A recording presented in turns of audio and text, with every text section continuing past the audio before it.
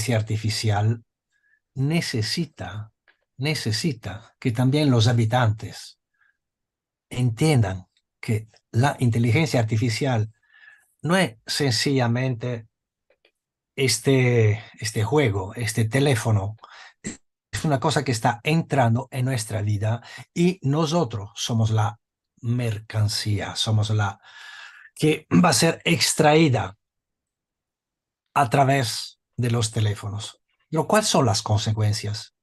Ya hay varias personas, instituciones que están interesadas, están analizando en distintos sectores. En nuestro sector, el sector de la vivienda, el sector del derecho a la vivienda, el derecho a la ciudad, a la tierra, aparentemente nadie dice nada, solamente algunas cosas con muchas fragmentaciones. Eh, Nosotros de la Alianza Internacional de Habitantes siempre vemos las cosas con bastante antelación porque nuestras raíces están en todo el mundo y ven lo que pasa e intentan ayudar favoreciendo la estrategia solidaria de los habitantes. Si no, va a ser imposible. Si no, tenemos un riesgo fuerte de quedar en luchas marginales, luchas que son de puro testimonio. Y sí, sirven para nuestra conciencia, pero no sirven realmente para intentar de hacer frente y posiblemente ganar. Entonces, sin hacer demasiado, como se dice, piropo sobre este tema, entramos en el argumento. La crisis mundial de la vivienda, que ha sido desvelada por la pandemia, hoy afecta gravemente a más de 1.600 millones de personas. ¿Cuál es la causa? Son las políticas neoliberales, rápido desarrollo de la economía de mercado, urbanización, insostenibilidad del mercado de la vivienda, políticas públicas inadecuadas, financiarización del mercado de la vivienda, crisis hipotecaria, megaproyectos urbanísticos, extractivos, las guerras, la ocupación extranjera, discriminación social, racial, de género, de casta. Hay muchos títulos. Ustedes piensan que no tienen nada que ver con la inteligencia artificial. No, es un error pensar que son cosas que van cada uno por su cuento. No, porque la inteligencia artificial es una herramienta se la llaman la cuarta revolución industrial. La revolución que es basada, lo llaman el capitalismo cognitivo. Cuidado, capitalismo cognitivo significa que es alimentado por el colonialismo sobre la inteligencia humana. Esto quiere decir que están extrayendo, no de nuestro cráneo, no es una cosa de películas de fantasía científica, no. Cada vez que nosotros utilizamos estos, ellos extraen datos. Y los datos es la cosa más preciosa en el tema específico, en el tema general. Esto tiene una relación también con grandes confrontaciones. Hay un marco político y geoestratégico. Por favor, no se enoja conmigo si hablo utilizando estas palabras, porque tenemos que aprenderla. Porque, por ejemplo, para decir, si es verdad que aparentemente Estados Unidos están encabezando el imperialismo, tienen toda esta potencia también en el marco de la inteligencia artificial, no es verdad, porque hay otra parte encabezada por China. Ellos también tienen su Baidu, Alibaba, Tencent, Xiaomi, que está trabajando. Entonces hay una confrontación muy fuerte sobre la utilización de los datos y también cómo se extraen y también cómo se utilizan en los distintos sectores. En cuanto a lo que va a pasar que las inversiones del capitalismo cognitivo es enorme. Estamos hablando de $200.000 millones cada año. No, la pregunta es, ¿pueden los gobiernos, pueden la Unión Europea, pueden las Naciones Unidas hoy en día controlar lo que pasa? No, no, no pueden, porque hay ausencia o retraso de políticas reguladoras que son ineficaces, porque el carácter transnacional de la inteligencia artificial escapa intrínsecamente a todo control, porque no tiene una personalidad jurídica. ¿Cómo tú puedes perseguir a alguien que tú no controlas? En el momento en que tú dices, estoy de acuerdo con los cookies, estoy de acuerdo con los cookies. ¿Qué son los cookies? Ustedes o están de acuerdo que los algoritmos utilizan mis datos. ¿Sabes qué es un algoritmo? Un algoritmo hoy manejado por lo llamo computadoras para estar claro, pero es mucho más. Son millares de páginas de símbolos, de números, de caracteres imposibles para una inteligencia, también para los especialistas controlar. Entonces, ¿qué podemos hacer? Hoy lo que vamos a hacer es ver con esta conferencia, intentar de conocer cuál es el impacto de la inteligencia artificial sobre el tema legislativo, el tema ejecutivo, el tema judicial, el tema del mercado, el tema del derecho a la ciudad. Digo una cosa, usted puede ser, se acuerda que en Europa al menos se hablaba, se decía, el aire de las ciudades eh, hace libres, porque ofrecía a los campesinos urbanizados la oportunidad de adquirir derechos como ciudadanos. Pero no es tan cierto que el aire de las ciudades inteligentes, autónomas, haga libres a sus habitantes, residentes e inmigrantes. Porque en el momento cuando estas ciudades van a estar gobernadas aún más, cada vez más por inteligencia artificial, cada vez son más allenas de las instituciones y leyes legitimadas por los sistemas políticos. Entonces, tenemos que conocer, no son cosas que son tan lejas en el tiempo. Vamos a ver en las distintas intervenciones cómo ya estamos en sumergido de hecho en un futuro que está cambiando los paradigmas, que está cambiando también la manera de cómo se desarrolla el tema de la vivienda. El tema de la vivienda no es sencillamente la vivienda con el techo o la ley que permite, no, la vivienda es aún más un producto financiero. Sí, es difícil, estoy de acuerdo, es difícil para los compañeros, compañeras que viven en un pueblo pobre de América Latina pensar que esta cosa tiene que ver con la inteligencia artificial, pero no es tan difícil pensándolo si la tierra donde están asentados, la decisión sobre qué va a estar en este pedazo de tierra va a ser decidida no tan por la municipalidad o por el gobierno, sino por inversores que están a menudo afuera del control o que controlan o que son controlados por los gobernantes. A ver cuáles son las relaciones.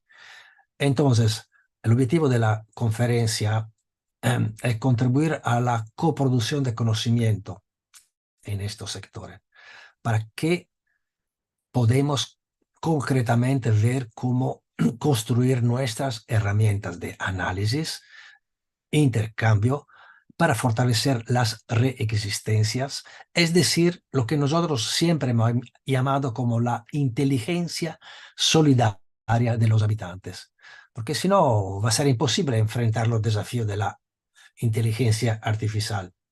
porque para decir una cosa, campaña cero desalojos. Ustedes saben, puede ser que no todos conocen, pero la campaña cero desalojos empezó en el año 2004 al Foro Social Mundial de Mumbai. En aquel tiempo casi nadie se daba cuenta de la fuerza, de la gravedad de la amenaza de los desalojos.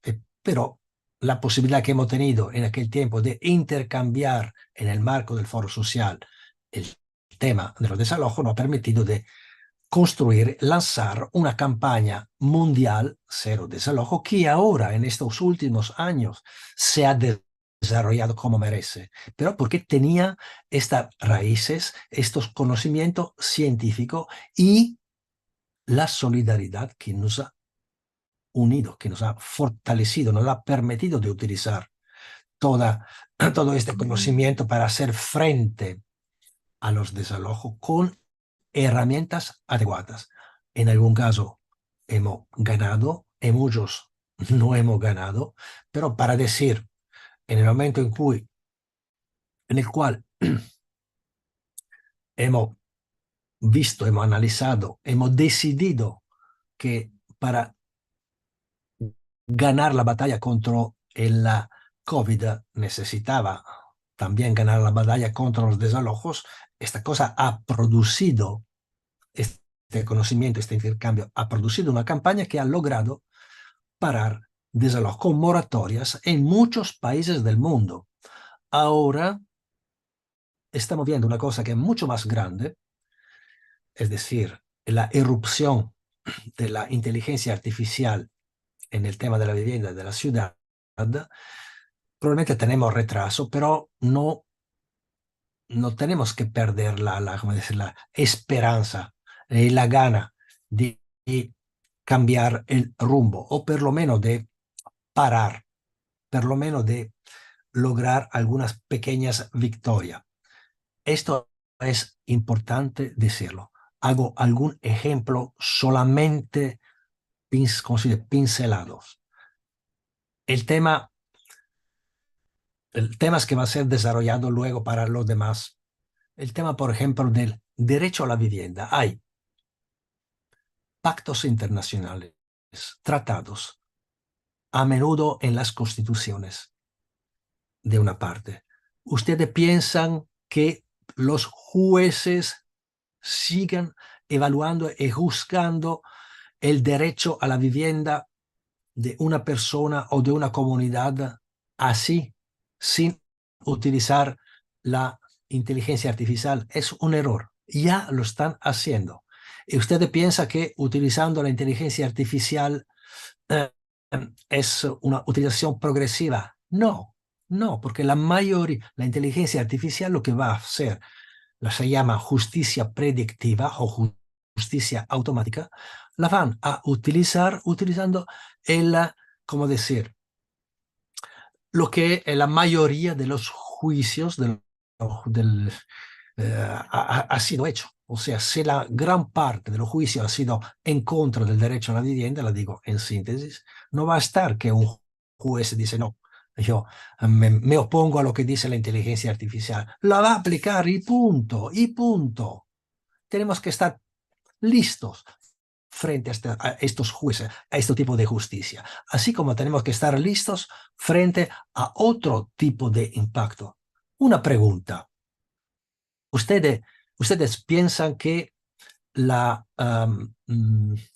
toda esta plataforma, Airbnb, Booking.com, etcétera, y aún más la utilización de plataforma online para buscar una vivienda en alquiler o en compra sea tan justa?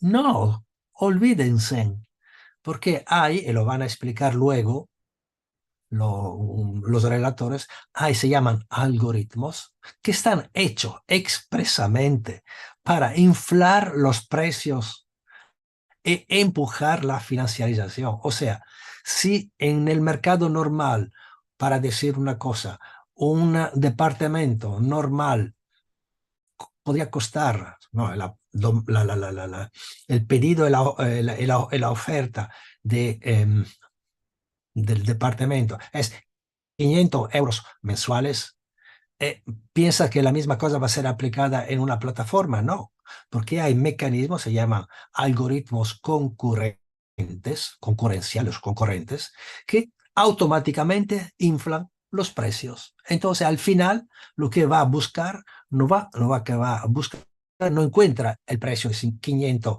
euros, va a encontrar un precio que es 600 euros, 1000 euros.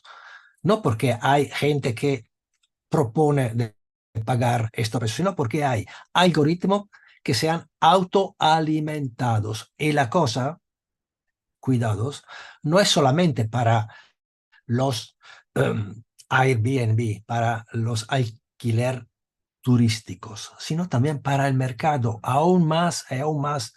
eh, eh, Vamos a ver.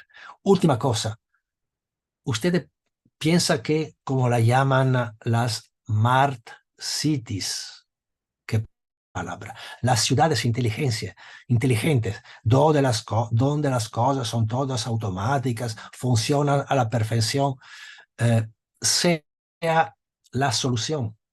Eh, no lo creo. Vamos a ver una intervención, la intervención final sobre este tema, cómo están ya construyendo ciudades automáticas, donde hay seguramente muchos vantajes, o sea, cosas, servicios que funcionan, pero primero son construidas, eh, voy a decir, limpiando el piso, es decir, desalojando las comunidades. Segundo, van a construir con reglas que no son las reglas democráticas de aquel país o de aquella comunidad. No, son reglas que son eh, construidas alrededor e en función de la financiarización, es decir, de la ganancia. Las ciudades que van construyendo, las ciudades inteligentes, las ciudades automáticas, no va a ser construida a raíz del derecho a la ciudad. Hoy, 31 de octubre, es el Día Mundial del Derecho a la Ciudad. Piensan que las ciudades que van a construir, lo que tienen el poder, el dinero, va a ser construida a raíz de los derechos humanos. No, va a ser construida a raíz del derecho de la financiarización de la ganancia. Bueno, ya he dicho bastante. Dejo la palabra al próximo, pero si ustedes ya tienen alguna pregunta sobre esta primera intervención, estoy a disposición para eventuales aclaraciones. Gracias. Gracias, César, por respetar el tiempo. Eh, no veo mano por el momento.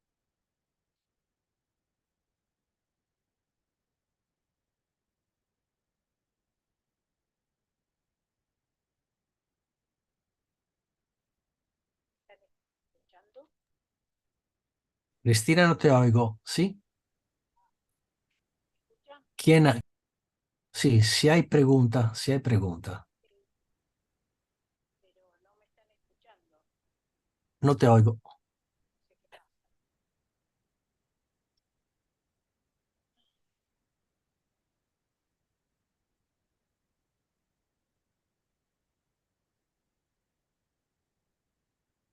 Intenta acercar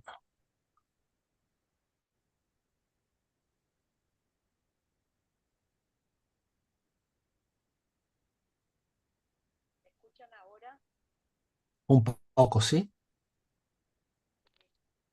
Bueno, creo que estamos un poco impactados por la temática. Eh, si les parece bien, podemos avanzar con la próxima presentación y a lo mejor nos vamos poniendo a tono para realizar las preguntas. Eh, Creo que ya está porque lo he visto el relator especial de Naciones Unidas sobre el derecho a una vivienda adecuada, Balakrishnan Rajagopal, y le pediríamos a él si pudiera intervenir sobre el impacto de la inteligencia artificial en el mercado inmobiliario, cómo están, qué apreciaciones tienen desde el lugar que ocupa con esta cuestión de la inteligencia artificial. Le damos la palabra, relator.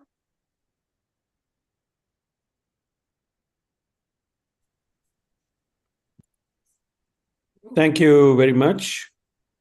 Dear participants, friends, it's my great pleasure to meet with you virtually in my capacity as the UN Special Rapporteur on the right to adequate housing. Many thanks for inviting me. I would like to draw your attention to two recent reports on discrimination and spatial segregation that I submitted to the UN General Assembly and the Human Rights Council with regard to housing that have a direct relevance to the challenges we now face with the use of artificial intelligence, machine learning, large language models, and big data to make decisions which may adversely affect the right to adequate housing. The concerns that I have are many, so let me quickly go through them. One of the major areas of concern is the link between financialization of housing in general and the move to digital platforms and big data. There is a structural link between big finance and big data, as can be evidenced by the emergence of companies such as Blackstone. Blackstone, one of the major private equity finance-backed groups through the ownership of entities such as Invitation Homes, emerged as a major, if not the principal owner of low-income rental housing in the United States, while muscling its way into single-family housing ownership and rentals as well.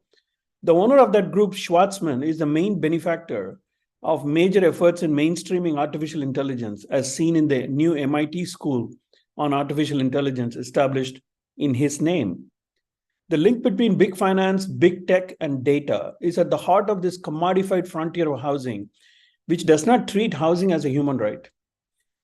This may be less of an issue if big data analytics did not raise concerns about discrimination and racist bias in housing-related fields, such as client rental screening, credit rating, and mortgage application, pricing software for property transactions, etc. But it does. This discrimination can be both direct or indirect. Many financial institutions, for example, use proxies for algorithmic discrimination, such as zip codes or postcodes, redlining racially associated neighborhoods. Data is often also collected and used by racially and economically privileged people, leaving out people of color. Algorithms which underlie and guide big data and digital platforms can perpetuate or even amplify racialized data, despite some hope that machine-made decisions could and should be free from human bias. A racist past and present can be frozen in data used to make decisions about credit application. Both the process and the data input can be infected by a racist bias. Algorithms can sometimes hide a racist bias by using proxies for data discrimination, making it hard to prove it in litigation. Even when no preferences are expressed by an advertiser about race, sometimes the algorithms and machine learning will have such entrenched differences that they can racially target individuals of color. Other algorithms do not consider variables of race. For example, there is something called the Loan Product Advisor used by the company Freddie Mac. Yet there is no such thing as a colorblind credit score analysis, since retrieved data is often based, the retrieved data that it is based on is often biased. While some argue that race neutrality in data does not work, the use of race-conscious data to correct algorithmic racist bias is still very delicate to implement, especially in big data operations, where massive amounts of information are handled. This is particularly challenging in addressing spatial segregation. Yet, one can make the case that development of big data is urgently needed to correct the racist flaws of existing algorithms in the current credit system. Some algorithms are more than 15 years old, and developed with data dating back to the 1990s. These processes are detrimental to people of color due to historical bias. Another major area of concern I have has to do with tenant screening software in general in a housing market where rentals are a major and increasing share of housing, for example, in many European countries, and where major private equity finance companies are muscling their way into ownership of rental housing. Nearly all landlords now use some sort of tenant screening software as a way to find who they consider to be the highest quality tenants. Given the cheap availability of electronic civil and criminal court records, sex offender registries, terrorism watch lists, and housing court records, the barrier to entry is low. Virtually any team with modern technology and basic coding skills could control the housing destiny for countless prospective tenants. Individual companies play by their own rules using internally driven proprietary rules to conduct the background checks and provide a recommendation. Given how error-prone tenant screening reports are, a sizable number of renters face technology-driven housing precarity each year. This status quo disproportionately impacts vulnerable populations. Because Latinos and African Americans in the US are arrested, convicted, and incarcerated at higher rates than whites, members of those groups suffer an unlawful, disparate impact if tenant screening software disqualifies them as prospective tenants based on their criminal history. People impacted by the criminal justice system continue to be screened out of housing. Criminal legal databases include information not just about conviction or sentencing, but also about arrests. Certain tenant screening companies may not distinguish arrests from criminal convictions or convictions from 20 years ago from more recent ones. But arrests are merely a suspicion of criminal activity, not a proof of misconduct. There are many other concerns that I have as well that arise from the use of big data and digital platforms that I will simply flag as issues to be monitored. Increasing digitalization in the tracking and detection systems that many countries have may infringe the right to privacy and disproportionately affect minorities. The Special Rapporteur on Extreme Poverty and Human Rights has warned of a digital welfare dystopia in which unfettered data matching is used to expose, survey, and punish welfare beneficiaries, and conditions are imposed on beneficiaries that undermine individual autonomy and choice. In the Netherlands, for example, the system in question, now struck down by a Dutch court, provided central and local authorities with broad powers to share and analyze data, including information on employment, housing, education, benefits, and health insurance, as well as other forms of identifiable data. The tool targeted low-income and minority neighborhoods, leading to de facto discrimination based on socioeconomic grounds. Social media's targeted advertising is another major area of concern. Studies in the United States have shown how Facebook is used to allow advertisers to narrow their audience, thus excluding Facebook users with certain ethnic affinities under the demographics category of its ad targeting tool. This targeted advertising could be used to prevent Black people or brown people from viewing specific housing advertisements, which is prohibited under many countries' anti-discrimination laws. Facebook controls an estimated 22% of the market share for digital advertising in the United States. And its targeted advertising, which is the core of the company's business model, has been shown to be racially exclusionary. These practices are best understood as a form of digital redlining, which is defined as the creation and maintenance of technology practices that further entrench discriminatory practices against already marginalized groups. Facebook uses targeted advertising in the employment context as well, raising similar concerns. Security databases are my next area of concern. The UK and Northern Ireland, for example, uses a database known as the Gangs Violence Matrix that has been demonstrated to be discriminatory. The result is that 78% of individuals on the matrix are Black, and an additional 9% are from other ethnic minority groups, while the police's own figures show that only 27% of those responsible for serious youth violence are Black. Police officers reportedly make assumptions about individuals based on their race, gender, age, and socioeconomic status, which further reinforce harmful stereotypes. The police also share the matrix with other agencies, such as job centers and housing associations. Depending on the nature of the way this information is shared, this poses an opportunity for possible violations of many rights, including housing. The expansive use of biometrics, which is the automated recognition of individuals based on their biological and behavioral characteristics, as well as facial recognition, or other concerns that I have when they become part of artificial intelligence, which are known as large language models that actually use deep learning and large data sets to understand and generate new content. Biometrics can include fingerprint data, retinal scans, and facial recognition, as well as the recognition of person's vein and blood vessel patterns, ear shape, and gait.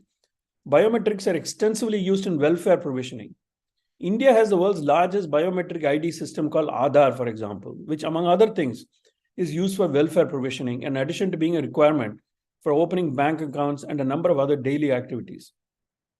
Biometrics are also used extensively by UN aid agencies and other international organizations. Facial recognition raises similar concerns. Landlords in many countries have sought to install facial recognition entry systems for tenants to enter buildings. Landlords may also fail to obtain affirmative consent and fail to ensure that facial recognition systems perform accurately, including for women, children, elderly people, and people of color. Such tech can also be used by the landlords to harass and monitor tenants. In most cases, there are no laws governing this data use, so there are also risks that the facial data collected could be shared with the government or the police. The differential treatment in the case of biometrics and facial recognition frequently perpetuates negative stereotypes and may even entail prohibited discrimination that affect access to public space, for example. Finally, member states and multiple organs of the UN are increasingly relying on big data analytics to inform their policies. For example, the International Organization for Migration's Displacement Tracking Matrix monitors populations on the move to better predict the needs of displaced people in using mobile phone records and geotagging, as well as analysis of social media activity. If the data used to inform machine learning algorithms at borders are used in political campaigns or legislation or flawed, in an environment of structural bias against minorities, such misrepresentation of data can fuel disinformation, hate speech, and violence. Dear participants, let me just conclude by calling attention to a resolution of the UN Human Rights Council adopted after the presentation of my 2 reports on discrimination and spatial segregation that have significant relevance for the regulation of artificial intelligence that can protect and advance the right to adequate housing. As you know, in the United States and Europe and many other countries, regulation of artificial intelligence, especially after the recent focus of attention around ChatGPT, has made this issue extremely important. This resolution of the Human Rights Council calls for prohibiting all forms of discrimination. It calls for ensuring that housing and anti-discrimination legislation provides sufficiently dissuasive sanctions for housing discrimination. It calls for regular monitoring and identifying systemic discrimination in relation to housing, including spatial segregation. And finally, it calls for establishing accessible and sufficiently resourced non-judicial mechanisms to ensure remedies.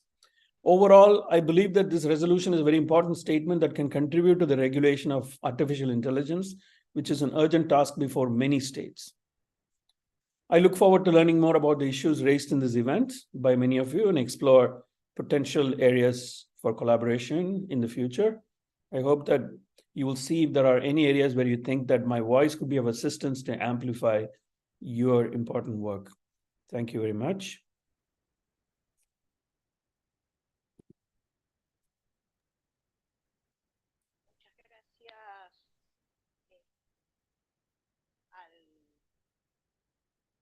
Al relator por el derecho a la vivienda de Naciones Unidas.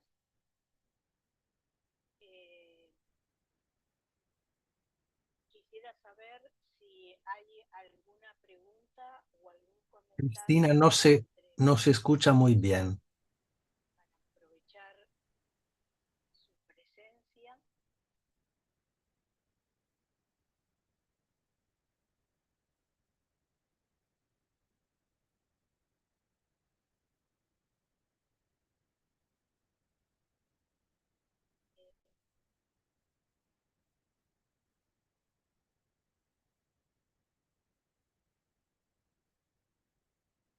Quieren poner su mano, levantar. Não estamos ouvindo, Cristina. Eu não estou.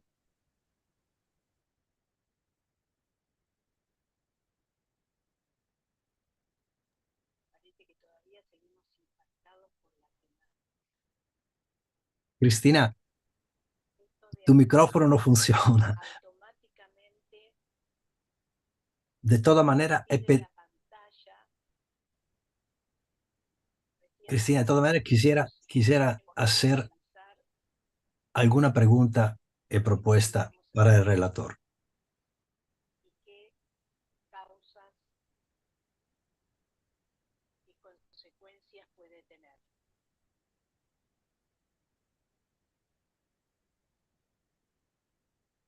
Césare, ¿querés hacer alguna Sí, sí. pregunta? Sí, gracias.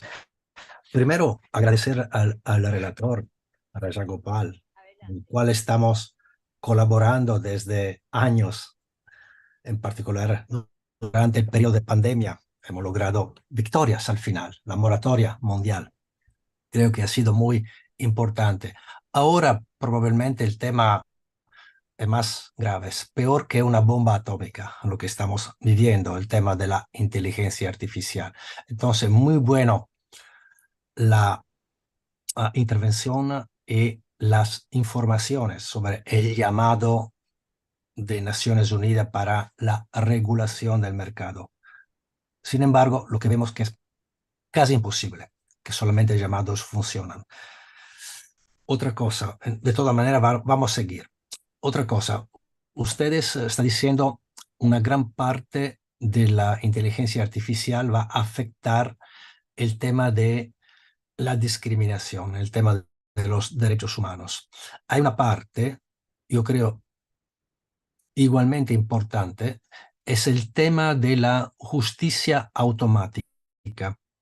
Es decir, los jueces, lo que estamos viendo en distintos países, aún más están utilizando aplicaciones HAP o en el sistema mismo nacional para hacer juicios automáticos. Hago un ejemplo. En Italia hay un montón de amparos para aliviar un poco el trabajo. Dicen, tú haces que hacer automáticamente los juicios. Casos de derecho a la vivienda, te hago un ejemplo. Nosotros no tenemos el derecho constitucional a la vivienda. Por lo tanto, pueden desalojar sin habitación alternativa adecuada. Estamos aplicando para que la Suprema Corte diga que hay un conflicto entre la ratifica del tratado por parte de Italia, el Pacto Internacional sobre los Derechos Económicos, etc., y la ley que dice que se puede desalojar sin habitación alternativa adecuada. Lo que va a pasar es que los jueces están diciendo no, dicen que no es, non elevan como un conflicto entre la ley suprema y la ley de desalojos, para decir, entonces está parado todos. Esta cosa va a ser aún más automáticamente puesta en marcha, porque la justicia automática utiliza todos los datos, la mayoría. Si el 80% o el 90% de los amparos han sido en contra, claramente un juez dice, no, yo no voy a sublevar la excepción de constitucionalidad. Te he hecho un ejemplo concreto. Y lo que está pasando, lo que están diciendo, lo que van a reformar la justicia, un abogado que quisiera challenge el juicio del jueces tiene que va a tener que demostrar la capacidad de contestar técnicamente el algoritmo. ¿Cuál es el abogado que hoy en día es capaz de contestar el algoritmo según el cual el juez ha dicho que no? Porque la mayoría de los juicios son que no. Esto es otra cosa, un tema que sería bueno profundizar. Final y cerro rápidamente. Estamos seguramente de acuerdo para colaborar. Al final de esta conferencia vamos a proponer la constitución, la creación de un grupo de trabajo sobre inteligencia artificial y derecho a la vivienda. Sería bueno si podemos intercambiar y hacer parte de este grupo. Gracias, Raja Gopal. Gracias, relator.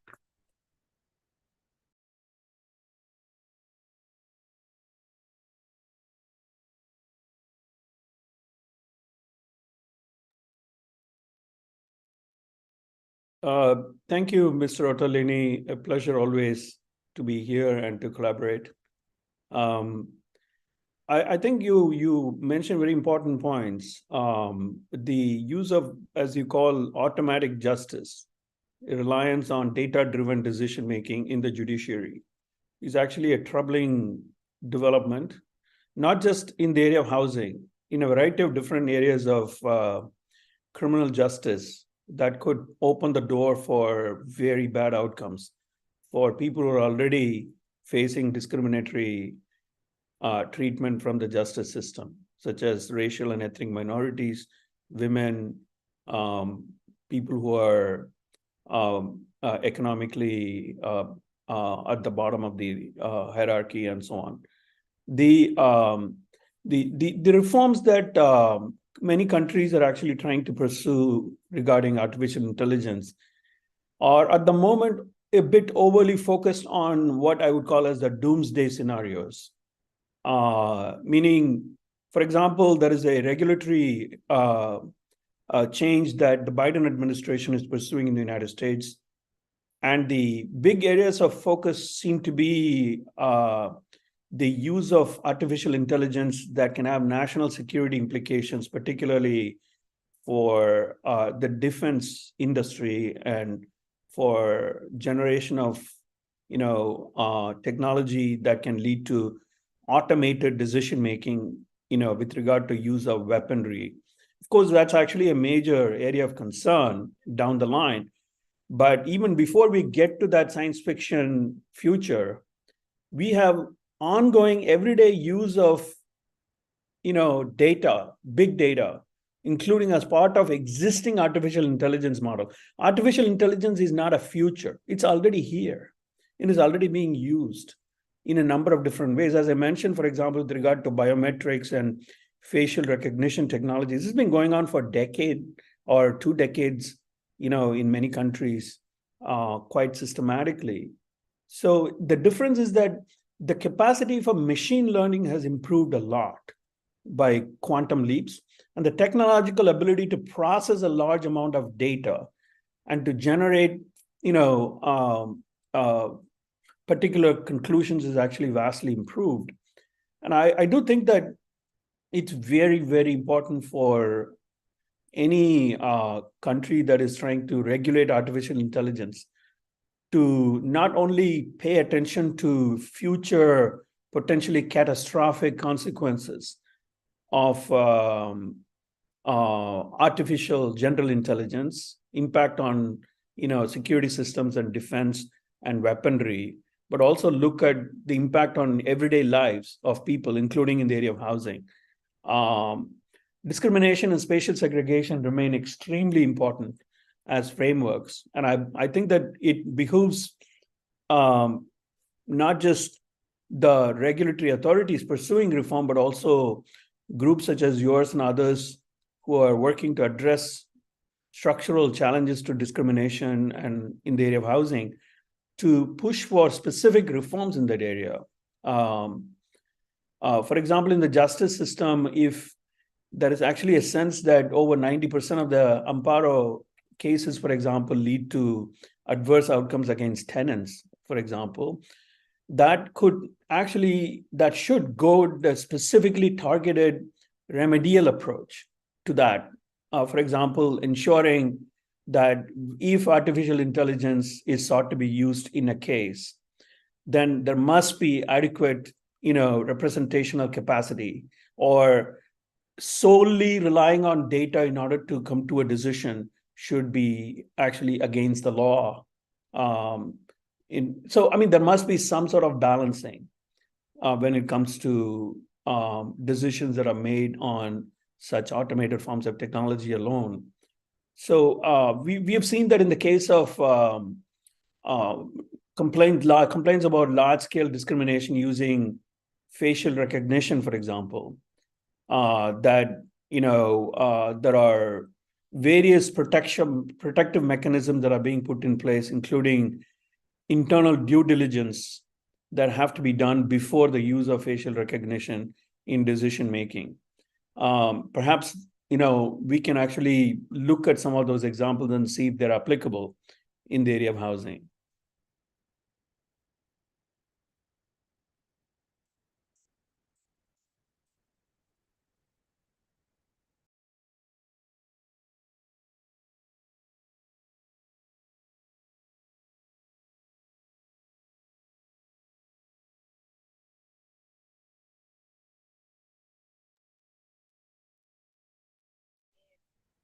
Bueno, muchísimas gracias.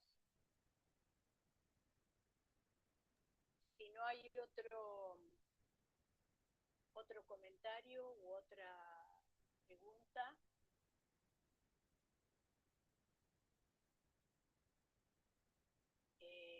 disculpen, me dicen que me están escuchando mal. Creo que se debe a que está funcionando mal. Más fuerte, intenta acercar tu micrófono, por favor. Internet. Tina, disculpe, Perdón. we can't hear you. Okay. ¿Me escuchan ahora? ¿Me escuchan? Muy lejos. Eu estou.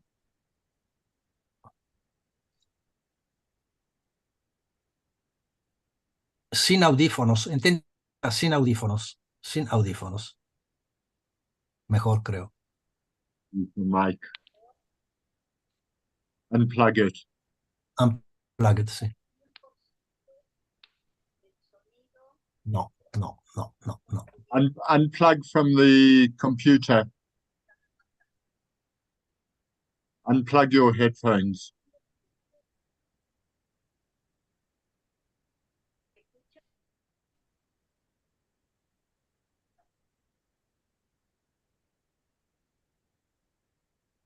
Aprovecho para preguntar al relator, entre tanto que soluciona. ¿Ustedes piensan que este próximo año ustedes podrían trabajar un informe específico sobre el tema de derecho a la vivienda y inteligencia artificial? Sería interesante ver, como ya ha hecho sobre financiarización, etcétera, hacer un informe específico, entonces lanzar un llamado a nivel mundial para tener contribuciones.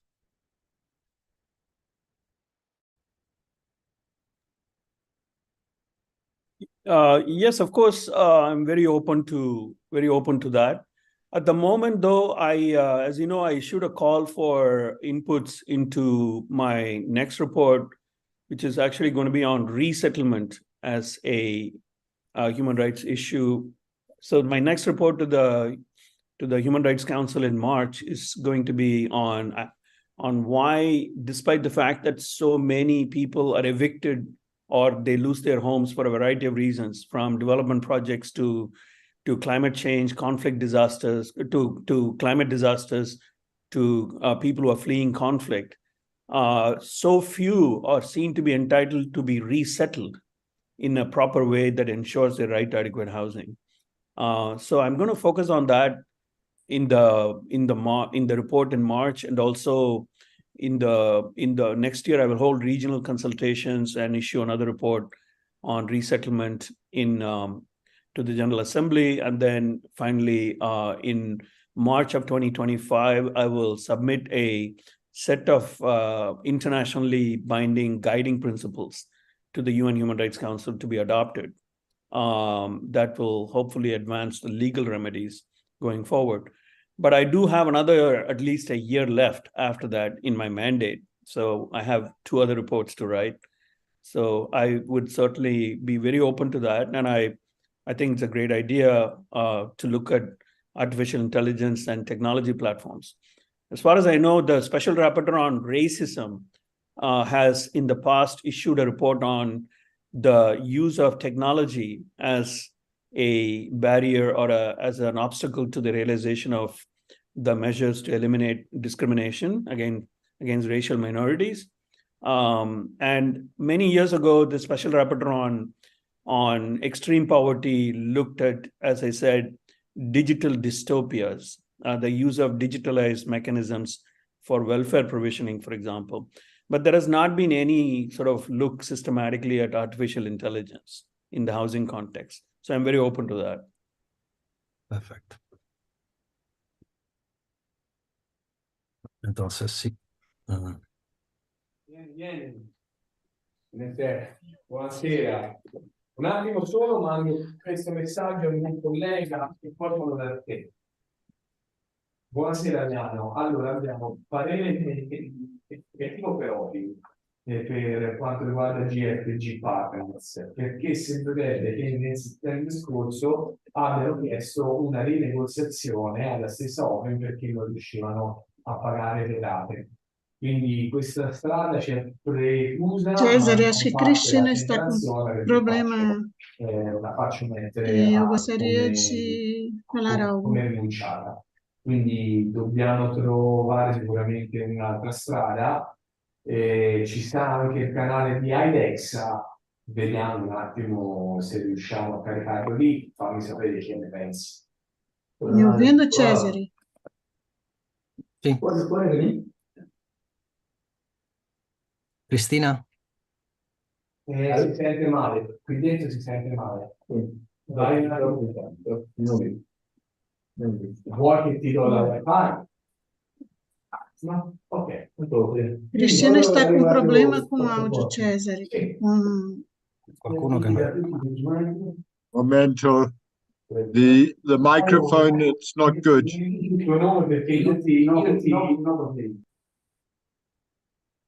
Sorry, I had to mute Luca. The microphone is not good enough. We cannot hear and the interpreters cannot interpret.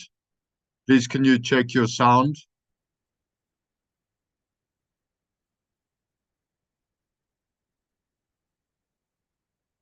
Some technical problems today. Sorry for this. It's life in the digital universe. Valteria, would you like to go ahead? Sim, Start your video. não estou com meu vídeo permitindo abrir, mas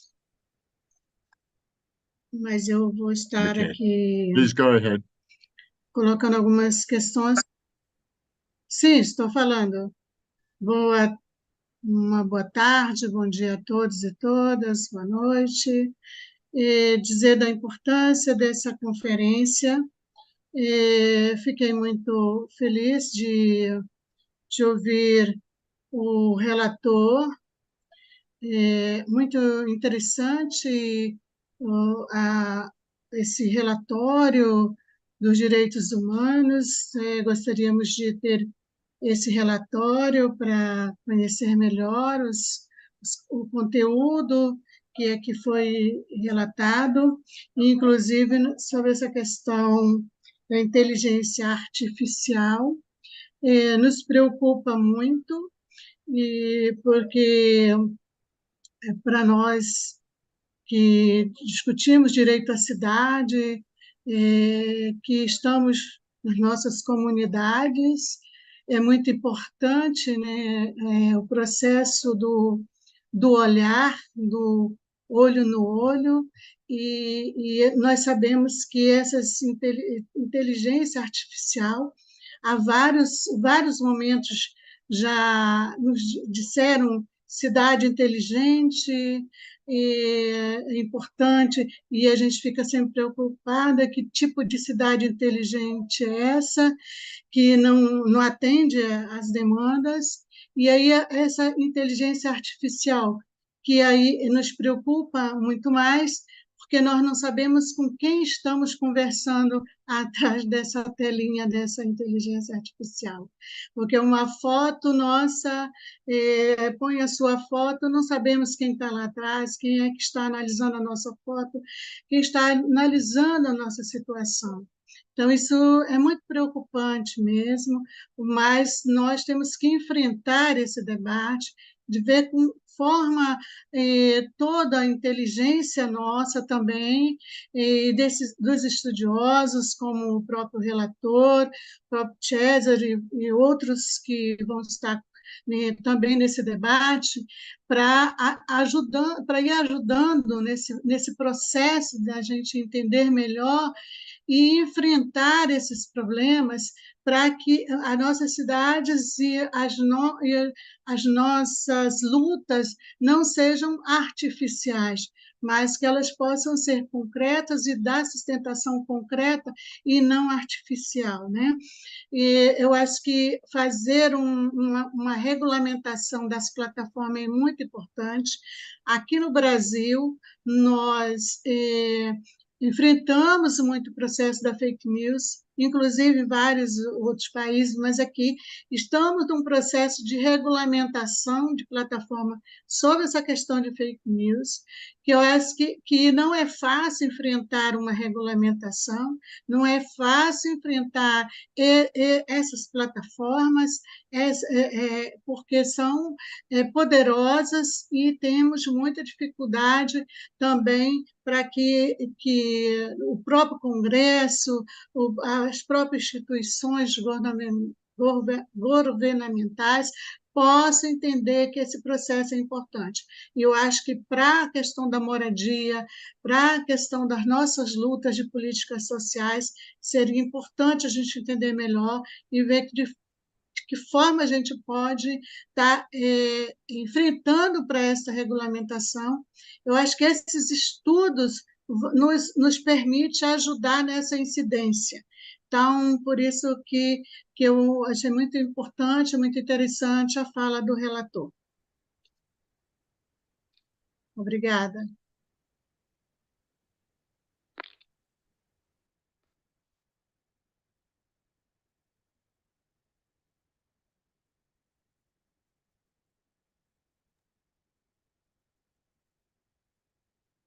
Veo que Cristina ha regresado. Intenta, Cristina.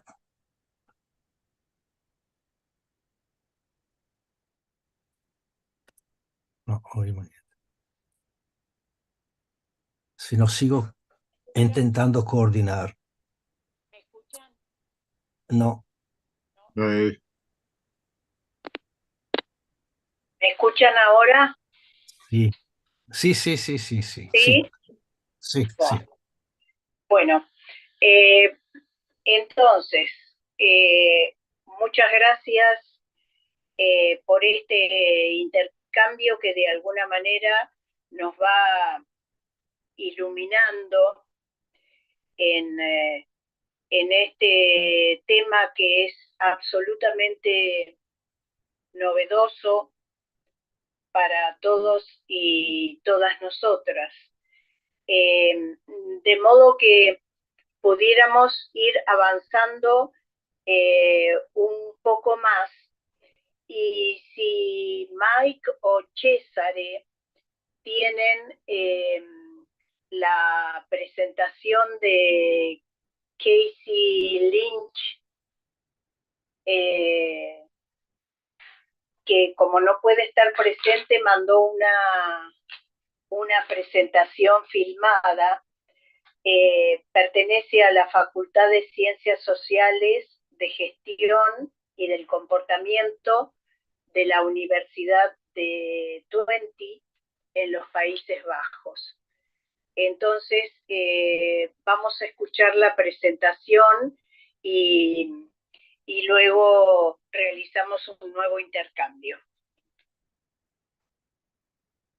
Adelante, Cesare.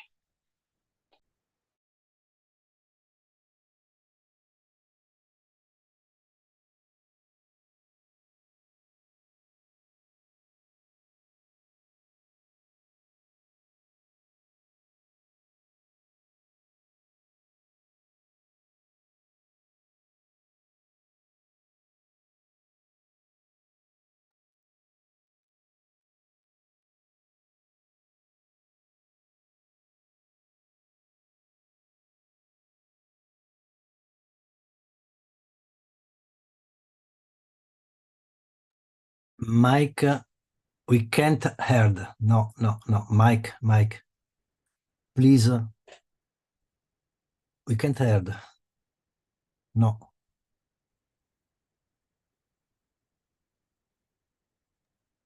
Okay, I don't know what's happening there. One second. Yes, yes, please.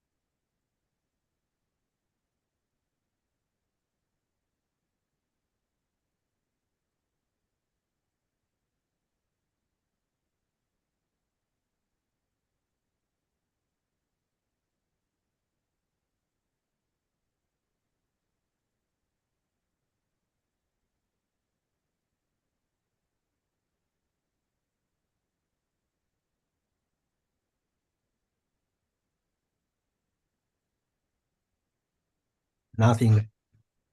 Mike, nothing. Sorry, I've got limited bandwidth here. Cesare, Maybe can you I try me. you share from your computer? Okay, but I need to be the host, hopefully. You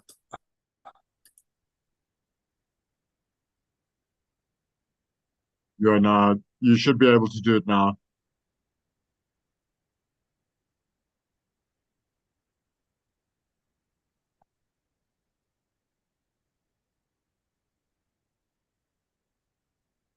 Desiree, you have host powers. Yes. Okay. A moment, I have to download the.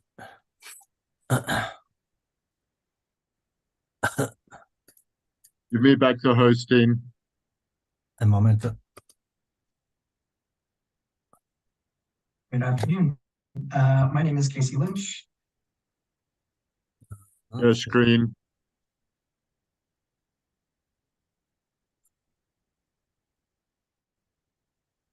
Where I have to share. At the bottom at the toolbar, the green button that says share screen. Alt Okay. S. Yeah. This and this. I'm an assistant professor of digitalization and society at the University of Twente in the Netherlands. Today I'll talk about AI's impact on housing. First, I want to thank the organizers for inviting me. I wish I could. My name is Casey Lynch. I'm an assistant professor of digitalization and society at the University of Twente and about AI's impact on housing. First, I want to thank the organizers for me. I wish I could be there live with you all today, but I'm so happy to contribute this recording. And if anyone wishes to discuss further, please get in contact with me and I'd be happy to chat. So, but I have a brief introduction. I will go over four primary ways that AI is being integrated into housing markets in my presentation today. But I will start by saying that it's hard to draw sort of grand conclusions about the impact of AI on housing markets, both given that those impacts are perhaps still emerging and that housing markets are quite diverse across geographic contexts. And I do think that there's, to this point, rather a lack of critical research that is needed in this area. So what I'll talk about today is more sort of pointing towards some areas that might be investigated further. But what I will say, some sort of broad takeaways that I might offer would be that AI applications in real estate are built on and encode existing logics that drive housing markets. So in housing markets, where financialization and speculation are driving forces in the market, AI applications are basically just encoding that and streamlining that process. Because of that, what we might see in terms of the impacts or the effects of AI in housing markets are likely just to be the exacerbation of existing and extension of existing abusive practices, forms of extraction, exclusion, and so on. In this process as well, I think one thing to keep our eye on is that these practices, the sort of use of AI in these areas, are often being used to streamline processes really across the housing market, which allow certain large players, corporate landlords, and other forms of financial interests to concentrate control and thus exercise greater influence over market dynamics, prices, and so on. And that because of this as well, it also sometimes makes these processes harder to detect. Who's responsible or how to locate responsibility can be more difficult in some instances, and thus more difficult to contest, perhaps. So I'll focus on 4 different applications of AI in the housing market. Today, I'll focus a bit more on the first 2 here, as those are the ones that I've researched more extensively, and the second 2 I will touch on briefly at the end. But perhaps the most well-known widespread application of AI in the housing market is the use of AI to estimate the value of individual homes.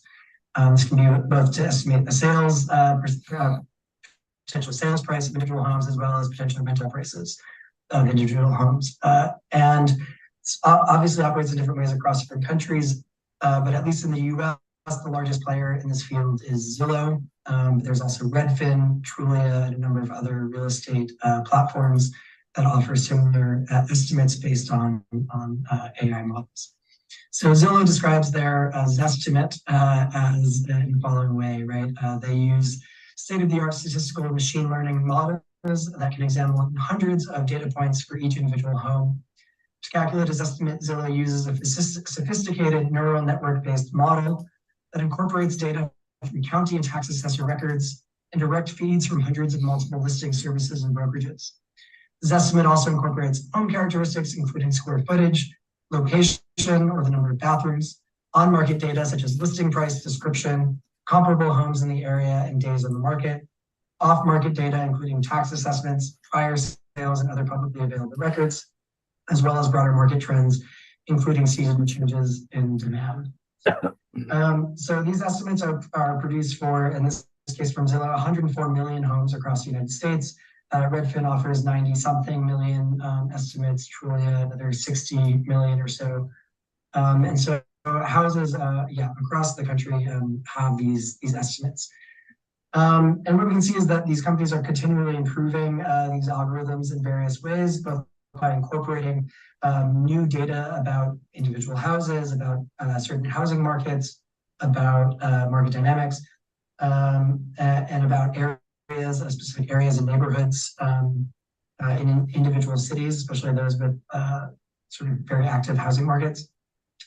And so they're incorporating all this new data, and they're also then comparing there's estimates to eventual sales prices on actual properties to then try to improve the accuracy, as they would say, of these estimates.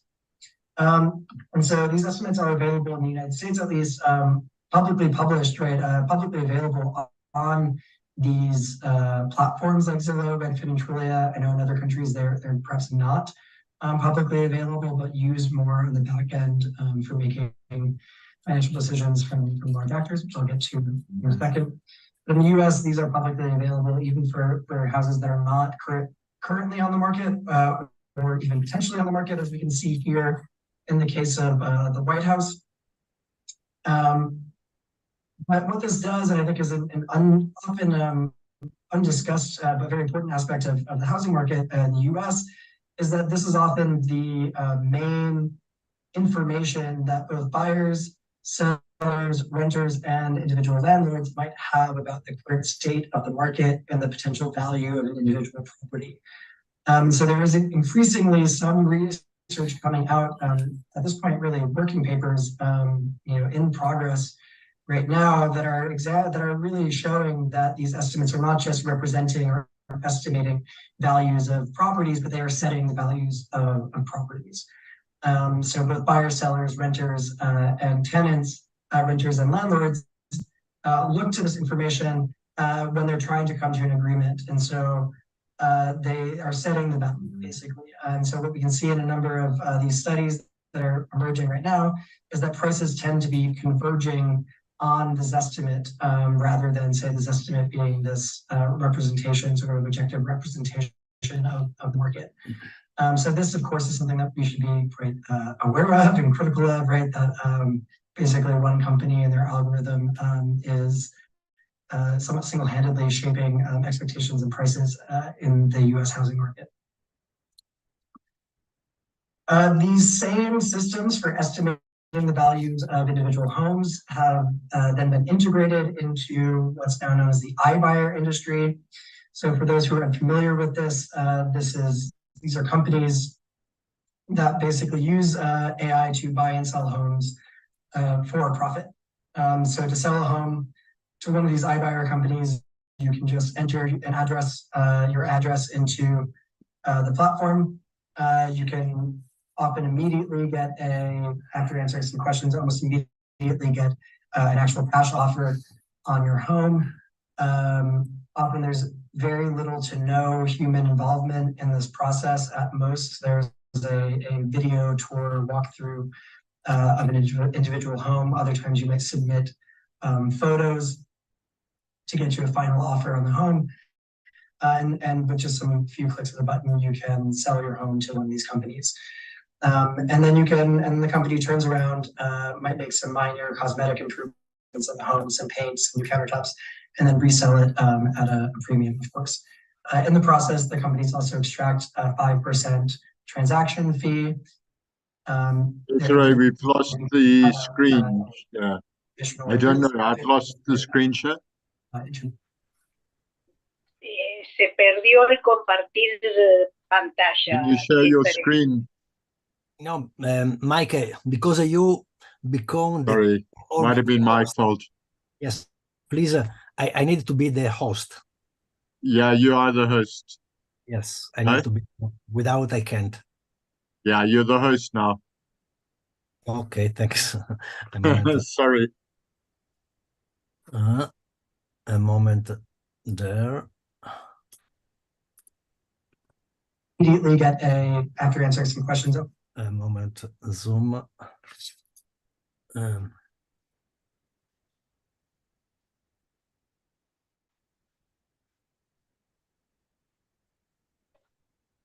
Okay, there and there. Immediately get an actual cash offer on your home. Often there's very little to no human involvement in this process. At most, there's a video tour walkthrough of an individual home. Other times you might submit photos to get you a final offer on the home. And with just some few clicks of the button, you can sell your home to one of these companies. And then the company turns around, might make some minor cosmetic improvements on the home, some paints, some new countertops, and then resell it at a premium, of course. In the process, the companies also extract a 5% transaction fee. They're able to do this basically because they cut out traditional real estate agents and other kinds of intermediaries. And so they're able to take some of those transaction fees for themselves. So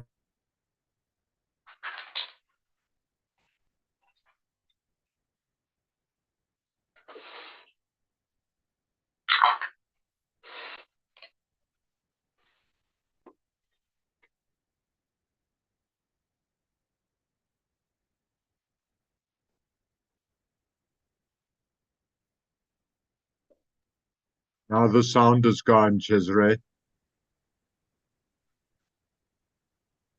But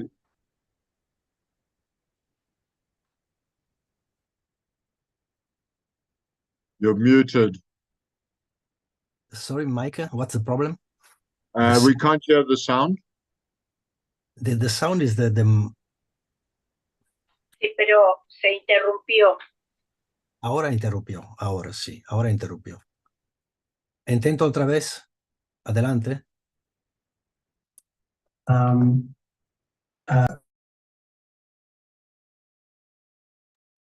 You're able to sort of sell and buy on your own terms directly from the company.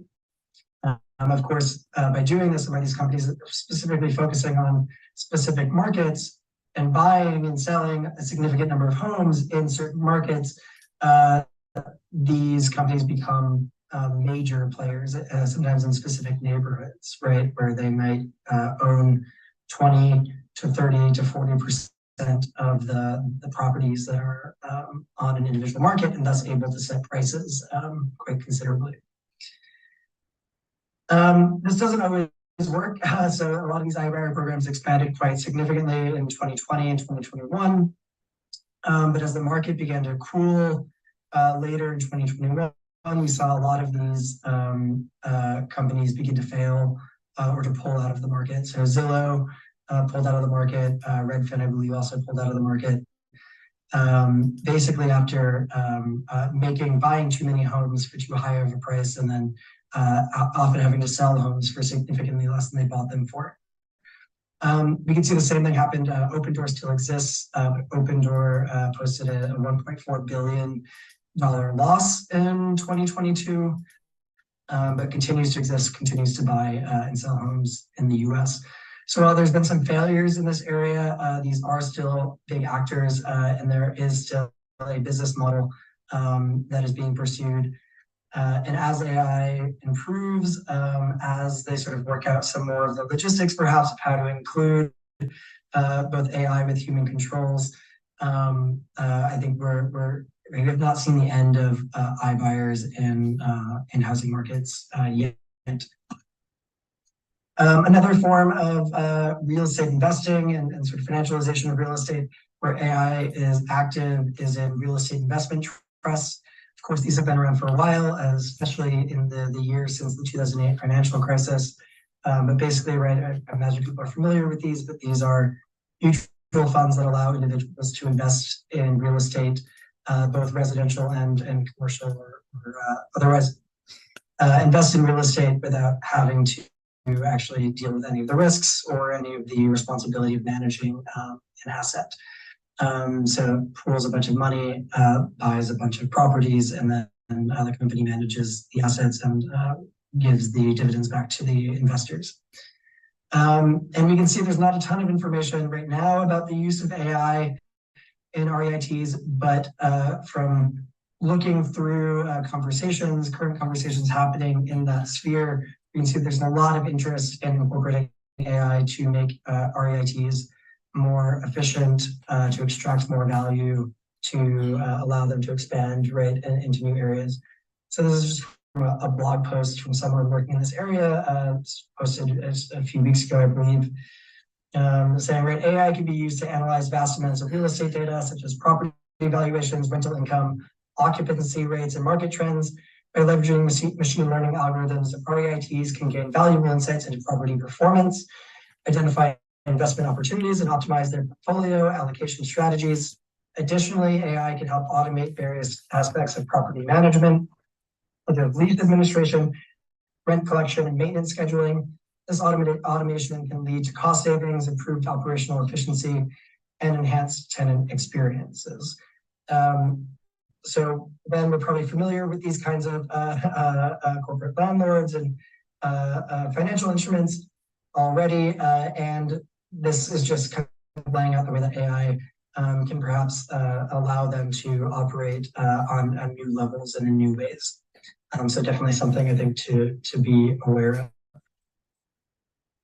And finally, I would be sort of remiss if I didn't mention the various ways that AI is being used to kind of determine access to housing, both in the rental market and in the buying market.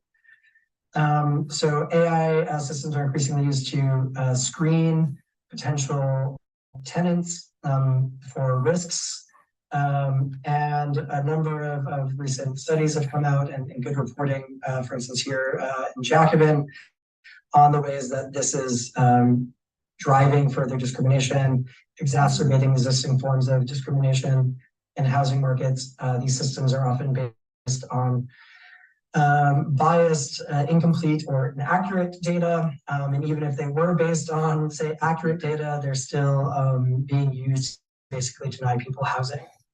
In the case of mortgages, we can see just in the past few years in the US context that Rocket Mortgage, which is an internet-based AI-driven mortgage broker, has now become the largest mortgage broker in the United States. They basically, use AI to process mortgage applications and approve or deny mortgage applications quite quickly. often within 8 minutes. And so, again, these are two ways that people searching for housing are increasingly subject to different forms of AI screening before then entering a market, or while they're also entering a market in which they might be competing with a large corporation or investment fund operating through an AI, right, as they're making a competing for housing, competing to buy a house, right, or they might be buying a house or renting a house from one of these funds. So AI is basically allowing these large corporate actors to operate in new ways, more extensive ways, both as buyers, as sellers, and as landlords, really across the housing market. And as they expand, are able to exercise increasing influence over market dynamics, especially in select neighborhoods in cities. So some brief conclusions here. I'd say that some effects of AI in the housing market may appear quite mundane. I'm thinking here of the Zestimate, but their impacts can be quite far-reaching. So I don't think there's been enough said really about the way that the Zestimate and these other kinds of publication of value estimates are reshaping the way that people understand housing markets, right? Including homeowners who can now see a Zestimate updated in real time and see how much their house is hypothetically worth in real time, right? I think that does encourage a certain view of a home as an investment rather than a place to live. But it also sets different kinds of expectations from buyers, sellers, tenants, and landlords that are all set right through this algorithm and through this platform. AI models of value and market dynamics are based on and reinforce existing logics. I could say a lot more about this. I think obviously I've shown how some of these logics towards housing as an asset, financialization of housing, are obviously encoded and reinforced in these systems. I think there's a whole other conversation to be had about how things like racial segregation, social and racial inequalities are encoded into these logics and into these systems, so that past devaluations, historic devaluations of, say, Black and brown neighborhoods in the US are then built into built into these AI systems. Alternatively, some have argued that these systems might present a more objective view of individual property valuations that might make up for past racial inequalities. And that I think also would have negative effects, right? And that suddenly investors or wealthier buyers or undervaluation of Black and brown neighborhoods that will drive gentrification moving forward. So I don't think there's a win-win scenario here. And so I think we need to be very aware of the ways that AI models are driven by existing market dynamics and logics of these markets that are really what need to be addressed. So AI sure can exacerbate some of these things, but the underlying problem might be, a housing market that's driven by financialization and historically structured by relations of inequality and segregation. And finally, I think really important that AI facilitates the growth and expansion of these corporate financial actors in the housing market, allowing them to exercise greater influence over market dynamics. So I think this, again, can't be understated, that the AI does not operate by itself, right? The AI is an extension of these existing actors that are increasingly trying to exercise influence over housing markets. So I think there's a risk here, and this will be my sort of closing statement, I think, is that there's a risk here of sort of putting the blame on AI sometimes, and I have no problem blaming AI, but I do think that often the blame and the sort of enemy of people concerned about housing rights really needs to remain the companies and actors that are driving the housing market, and not necessarily the AI tools that are being used by these companies.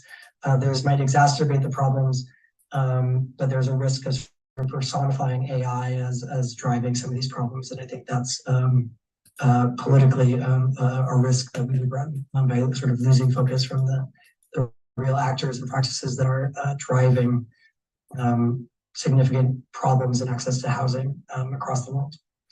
So with that, we'll close, and please feel free to reach out. I'd be happy to discuss any of these things further. Enjoy the rest of your conference.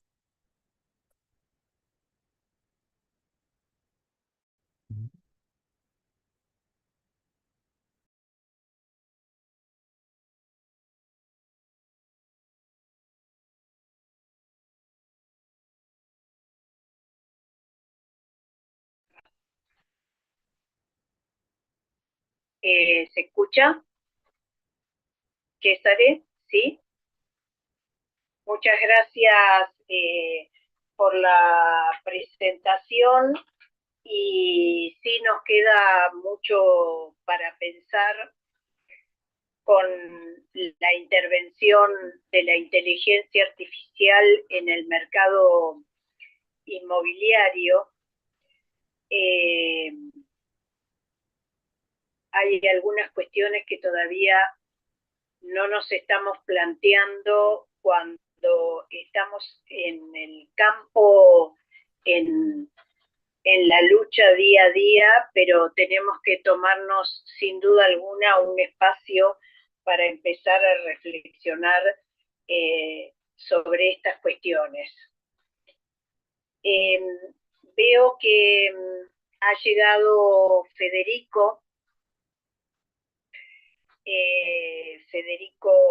Cuburulo, del Departamento de Geografía del Trinity College de Dublín, Irlanda. Y entonces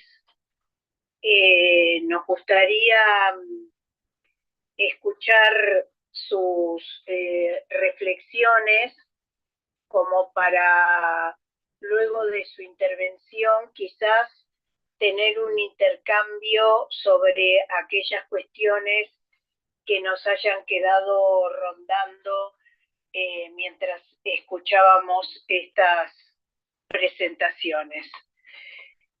¿Puede ser, Federico?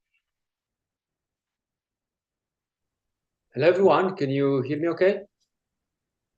Okay. Perfect. I can share my screen and share my presentation with you if you allow me to do so, please. Okay, you should be able to share now. Yes, now I can. Thank you. Perfect. Can you see my screen? That's great, thank you. Yes. Shall I begin then? Please. Okay. Perfect. Well, thanks a lot for the kind invitation. It's a pleasure to share some thoughts with you today about who is going to inhabit the city of the future in the age of artificial intelligence. This is the big question. We know that AI is already influencing the contemporary city, the way we live, the way we build our cities. And also the previous presentation showed very clearly that AI has a big role in the housing markets. And so my question builds upon the previous presentation, and we're going to try and understand who is going to live in future cities where artificial intelligence are going to be even more popular than today. And we're going to attempt to get a glimpse of the future city by looking empirically at the case of The Line. The Line is a new city currently under development in Saudi Arabia, which is going to be our case study today. The Line is part of a project of regional development called NEOM. NEOM is one of the most expensive urban projects in history. We're talking about over $500 billion Now, NEOM has been described by the developers as one of the new wonders for the world. A project that will tackle some of the biggest challenges facing humanity and cities, including housing. And so this project is supposed, according to the Saudi developers, to show us a new way of building cities, a new way of living in cities, and in essence, a model for the future of the city. So you can already tell that the NEOM project, which the line is part of, is very much grounded in a vision of the future. But it is important to remember that in order to understand these futuristic projects, we need to understand what is happening today. So we need to look at the context where this new futuristic project is being developed. And that is the Kingdom of Saudi Arabia today in the 21st century. Saudi Arabia is a country that is experiencing a number of challenges. And so today, before looking at the line, we're going to look first at some of the main challenges that Saudi Arabia is dealing with. And we're going to compare the present Saudi Arabia and the future Saudi Arabia as it is imagined through the NEOM project. So the first challenge that Saudi Arabia is experiencing is an economic challenge. So this is a country that has been relying heavily on petroleum, on oil and gas to sustain its economy. But this is a finite resource that is going to last only for another couple of generations. So they're running out of oil. Oil is also causing drops in the economy of the region. It's developing an unstable economy. That's because oil prices have been fluctuating and dropping quite significantly since 2014. So the Saudi economy is unstable. And also, for the purpose of this talk, I wanted to note how, yes, oil can generate a lot of income, but it cannot employ a lot of people. So in Saudi Arabia, the oil industry, which again is the main source of revenue for Saudi Arabia, employs only less than 5% of the Saudi population. So this leads us to the second challenge that we need to remember when we evaluate NEOM, and that is that the rate of jobless citizens in Saudi Arabia is significant. So in 2022, over 10% of the local population was unemployed. And this is a big problem in Saudi Arabia because Saudi Arabia has a growing young population. And we know that within the next 7 years or so, almost 5 million of young Saudis are expected to enter the job market. So the question is, who is going to employ them? Are these people going to have a job so that they will be able to, live a decent life in Saudi Arabia? So this question of living is, of course, connected to the question of housing. And the question of housing is a big one in Saudi Arabia. So Saudi Arabia has low rates of home ownership. So not many people are able of economically affording a decent accommodation in the Kingdom of Saudi Arabia. So there is a lack of adequate affordable housing, particularly for middle-income workers and low-income workers. So essentially, Saudi Arabia is an uneven country. We have a lot of rich people who can afford premium accommodations, but we also have a lot of low-income, poor people who are just unable to afford adequate housing. So this is the context that we need to remember now that NEOM is being developed. And so the NEOM project, which again is a regional project comprising a few initiatives, includes the Line. So the Line is the new city that you're looking at right now. It's a linear city built in the Tabuk region, that would be in the northwest of the Arabian Peninsula. It's significantly long, over 170 kilometers, 500 meters tall, and 200 meters wide. So they're building this city as we speak. And I was in Saudi Arabia last year when they were beginning to lay down the foundation of this new city. So I'm going to share with you what is going to be the first stage of this project. So it's a complex project. They're going to build it in different stages. And the first one, so the first stage that is going to open by the end of this decade, according to the developers. So they assume that in 7 years, what I'm going to show you next is going to be ready and habitable.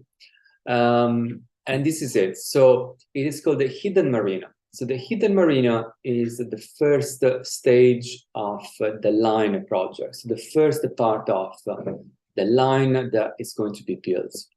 So I want to give you a feeling of what they're building, what kind of spaces they are building as part of this new city. So this is a rendering illustrating how you're going to develop this part of the city, which again, they are building it as we speak. So right now in Saudi Arabia, they are building exactly this part of the line that you're looking just right now. So in terms of the composition of this part of the line called the Hidden Marina, we're talking about 70% hospitality, 30% housing. So essentially, it's going to be a lot of hotels and in small percentage accommodations, housing, mostly, very, very, very expensive flats and villas. And so here's another image showing the kind of urban spaces that they have in mind. Essentially, the Hidden Marina is going to be a yacht club resort for millionaires spending a few days in Saudi Arabia, parking their yacht, and then either renting an accommodation in a very expensive hotel, or they may be able to own a premium accommodation in this part of the line. So essentially, you can already understand who is going to be the citizen here, who is going to inhabit these spaces. We're talking about spaces for the ultra-rich, for economic elites. But also what is interesting and problematic about the line is that they have in mind a population of robots, which is very much in line with the theme of this conference. So the developers are envisioning a city that is going to be populated by humans, and we've already seen the kind of humans who are going to inhabit this space, so very, very rich people, and robots, so robot citizens. And here it's important to notice that it is not just a futuristic vision. They are actually building this vision. They are actually changing the constitution of Saudi Arabia to allow for the development of this new robotic citizenship. And so, for example, in 2017, so already 5 years ago, a robot created by Hanson Robotics, a robot called Sophia, officially became a Saudi citizen. So this is the first time in history that a non-human intelligence, a robot, an artificial intelligence, becomes a citizen, an unprecedented event in the very long history of the city. So I'm going to draw some conclusions, pointing to some of the main issues underpinning these projects. It's a big one, so there is a lot to say, and of course we can continue the conversation later. But in essence, what these projects shows us is that we have a vision of the future that is completely disconnected from the needs of the present. We have a future city that does not consider what is happening in present cities, particularly in the context of Saudi Arabia, that, as we've seen, is full of challenges. So what Saudi Arabia needs is essentially housing for low middle income workers. This is what Saudi Arabia needs. And so they shouldn't be building, premium estates and luxury hotels, but this is what they're doing in the line. So there is that disconnect between the vision of the future city, and the contemporary city.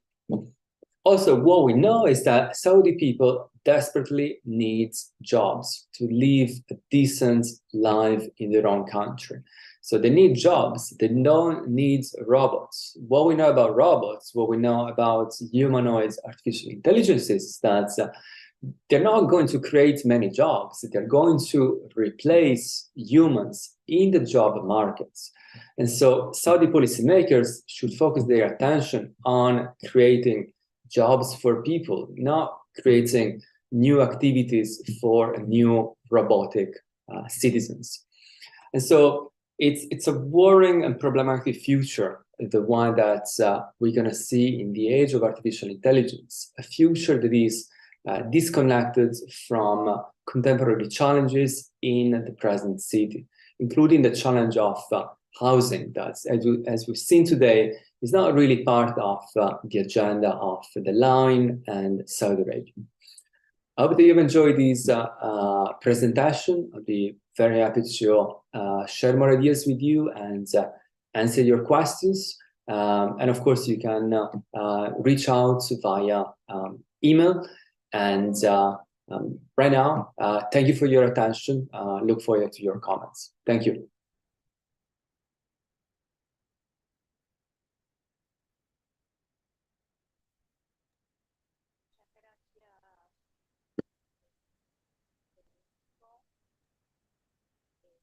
Cristina, no.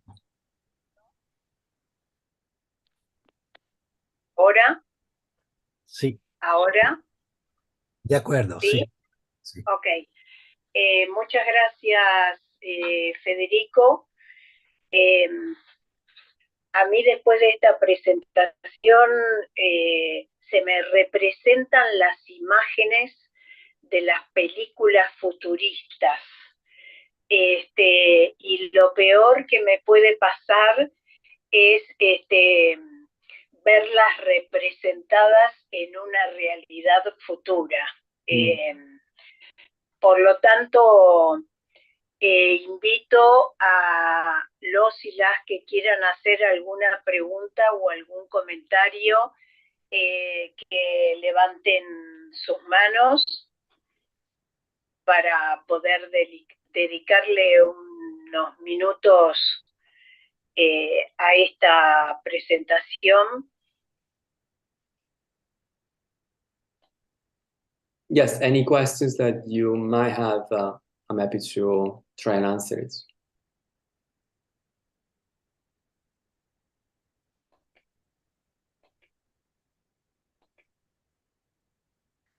Cesare, no sé si... Sí. Sí, te doy la palabra.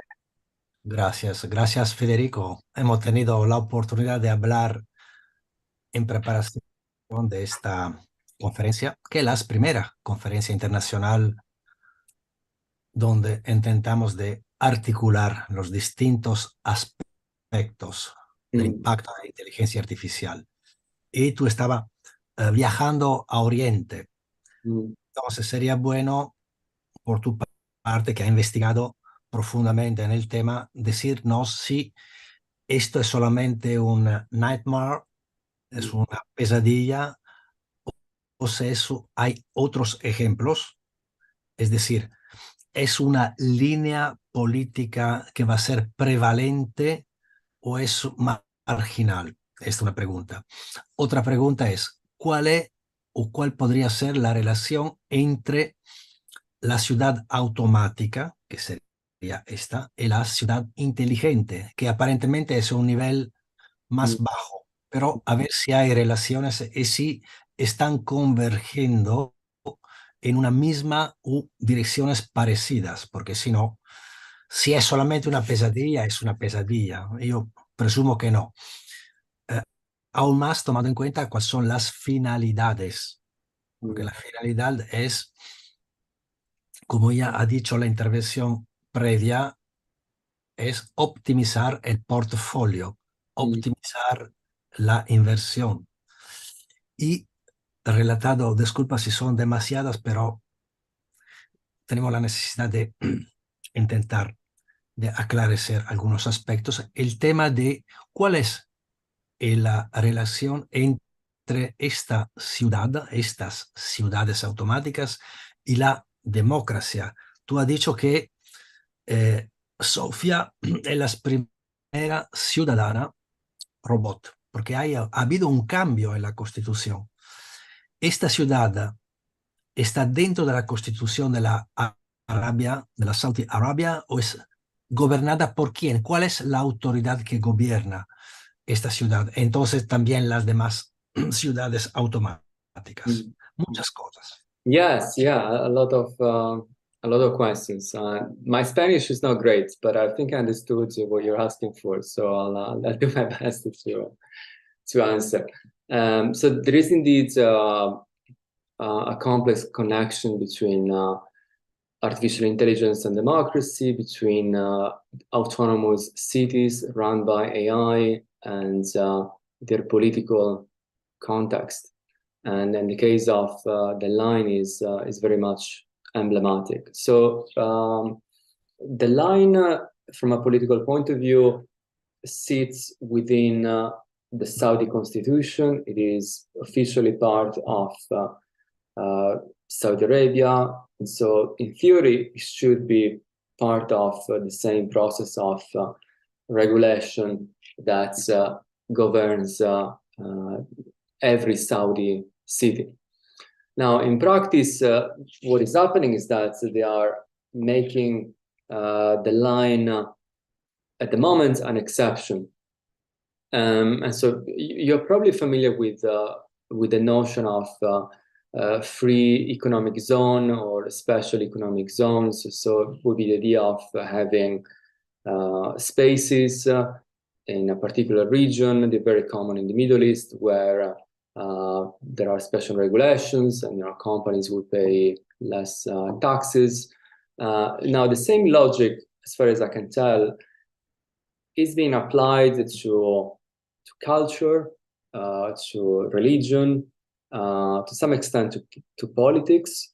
And so the line is becoming like a special administrative region where new types of cultures, new ways of living are being legitimized by the Prince of Saudi Arabia, Mohammed bin Salman.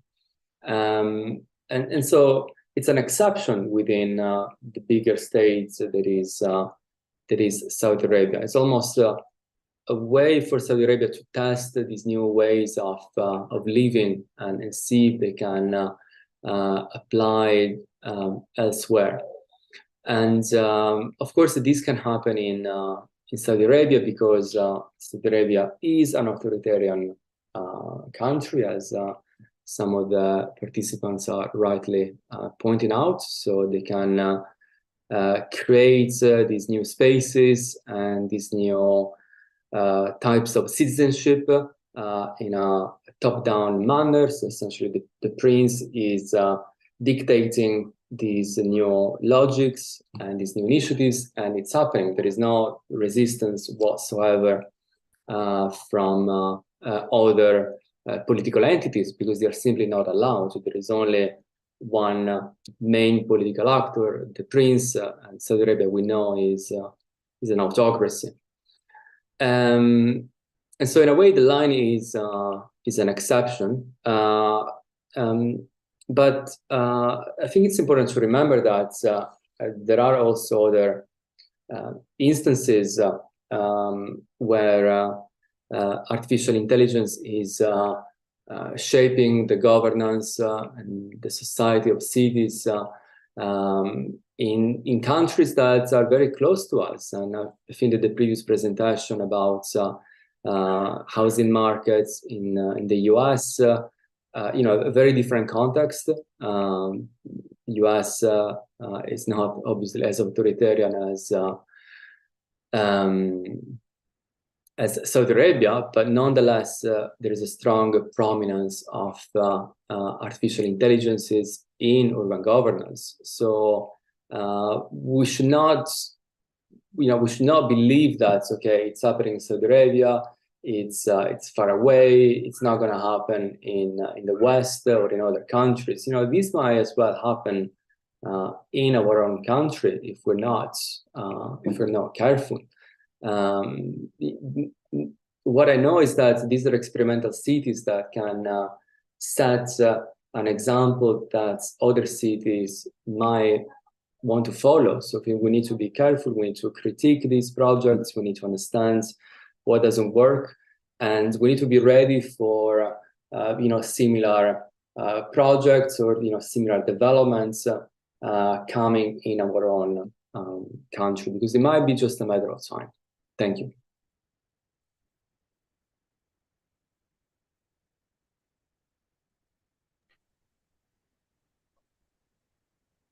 Muchas gracias, Federico. Yo es como que me estoy quedando como para la reflexión con esas palabras que escuchamos anteriormente, que en realidad no estamos en contra de la inteligencia artificial, sino que debemos reflexionar con quiénes son los que intervienen en la inteligencia artificial. Y me parece que a lo largo de estas ponencias hemos realizado un recorrido que nos permite en esta primera conferencia internacional no solamente reflexionar, sino comenzar a poner atención en estas cuestiones para no vernos involucrados con una marea que nos lleva hacia la intervención de la inteligencia artificial en el mercado inmobiliario y en contra del derecho a la vivienda digna. Quisiera primero preguntar si hay alguna pregunta o comentario más, y si no, ceder la palabra a Cesare como para algunas conclusiones. ¿Hay alguna pregunta más? ¿Comentario?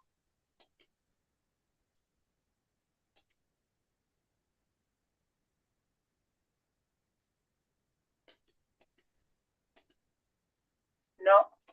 Entonces, Cesare, si quisieras tomar la palabra como para ir dando algunas conclusiones, algunos acuerdos. Sí. Primero, creo que ha sido histórica esta reunión por la cualidad, el tema, los participantes, los relatores, y nos da la gana de construir.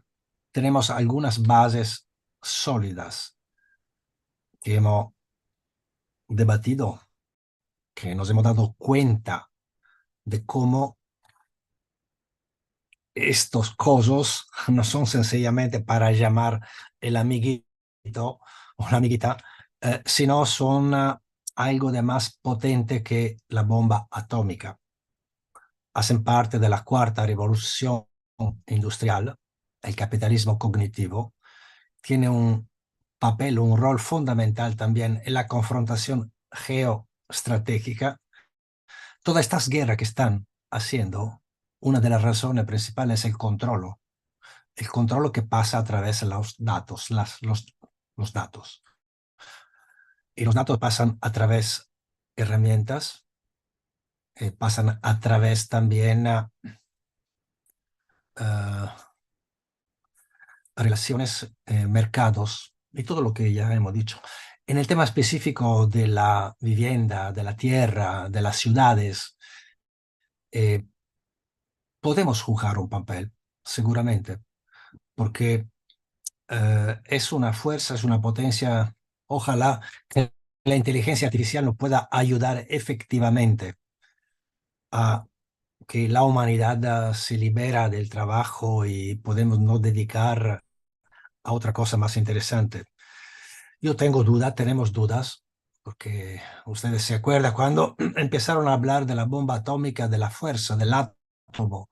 No, parecía que estaba bien, en realidad luego han hecho la bomba atómica y luego han hecho también las centrales nucleares con todos los riesgos y concretamente un tipo de desarrollo que no ha ido en la dirección correcta. Bueno, de toda manera, sin alargar demasiado, ampliar demasiado este frente, el tema es que las organizaciones de habitantes en el mundo tienen la necesidad, tienen la oportunidad de debatir, conocer y construir herramientas. Si no, el riesgo concreto es que las luchas contra los desalojos, por el derecho a la ciudad, queda en la nada, porque las decisiones han sido tomadas afuera, también afuera del cuadro institucional, de las leyes que históricamente en nuestros países, en el mundo,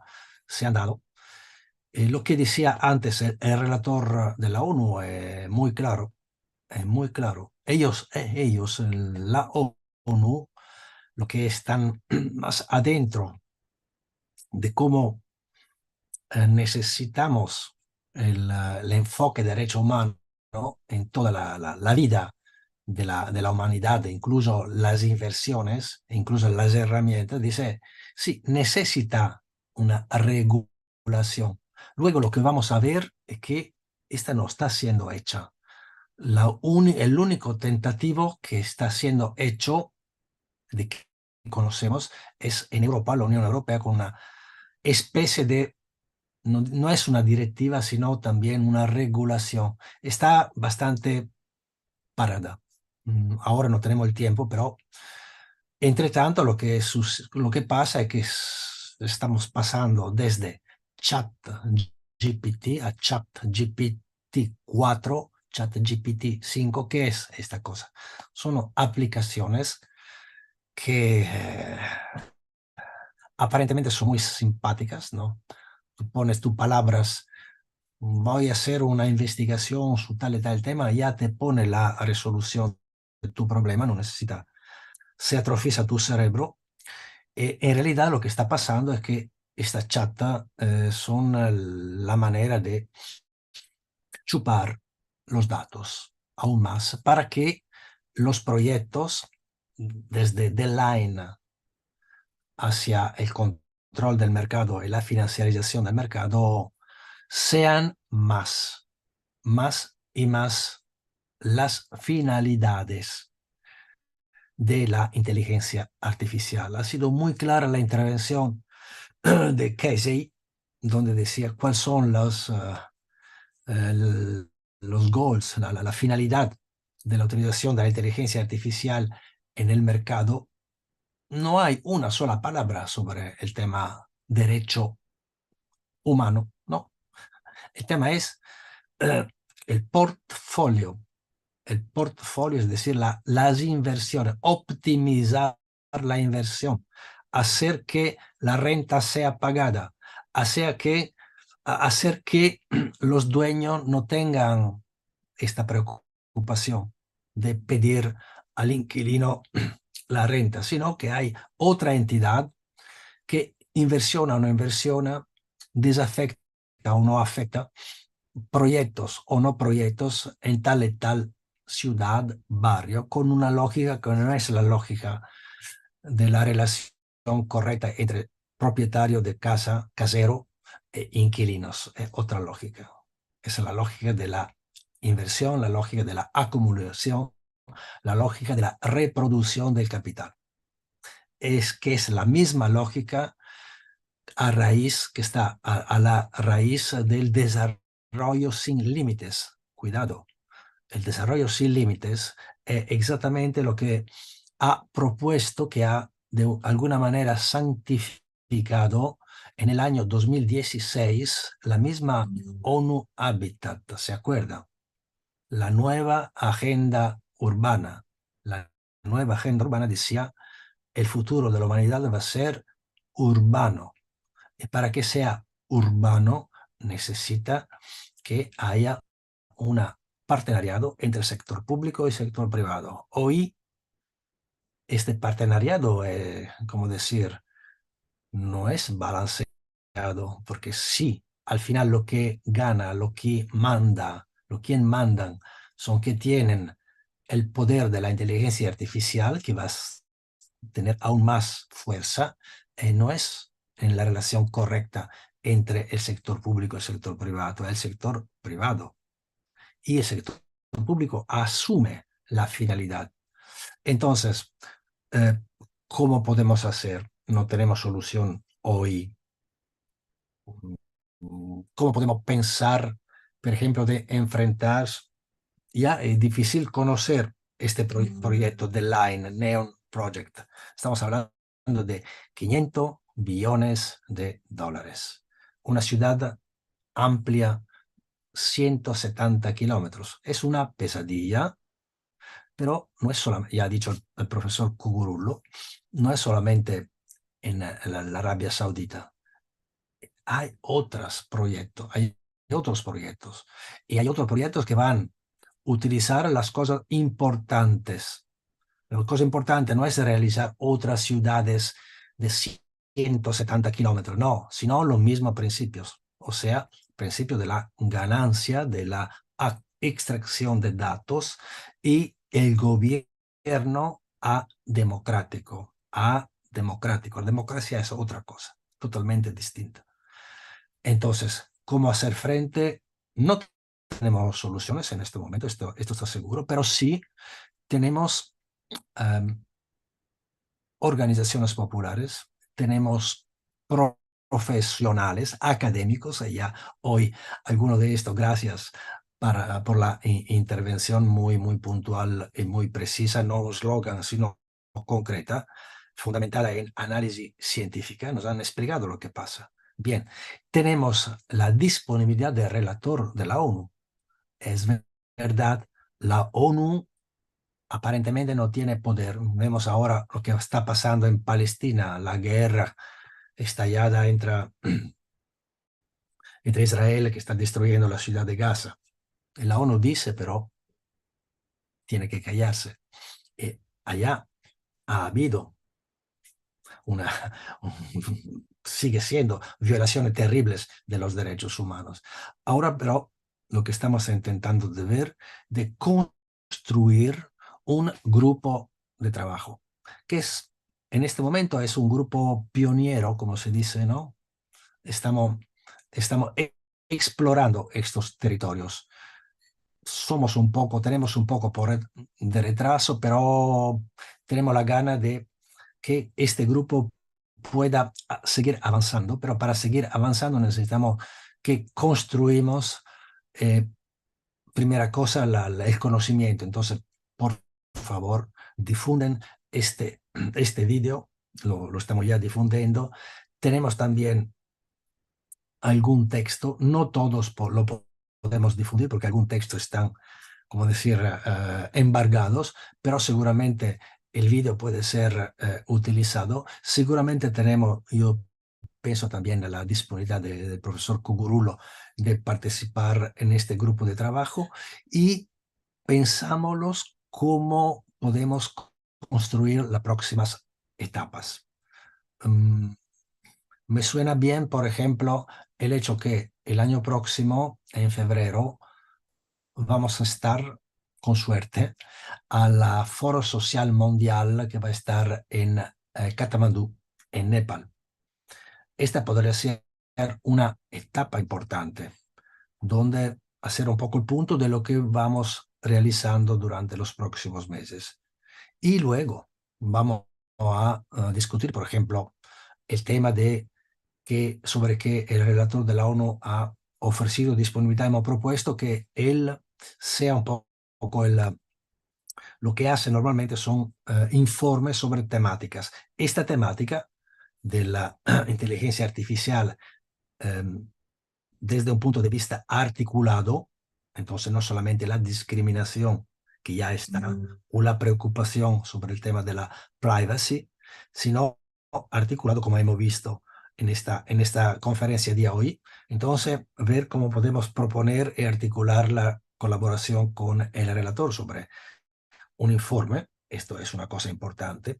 Otro aspecto, otro sector, otros actores que podrían ser involucrados, opinamos que podrían ser los compañeros, compañeras de las organizaciones con las cuales hemos trabajado el año pasado sobre el tema de los servicios públicos. Ya hemos informado, son sindicatos, son organizaciones populares, ONG, ellos ya tienen esta conciencia del impacto de la inteligencia artificial. La tienen más sobre el tema del riesgo de perder el trabajo, que queman muchos puestos de trabajo a un robot en vez de un trabajo de muchos trabajadores, para decir.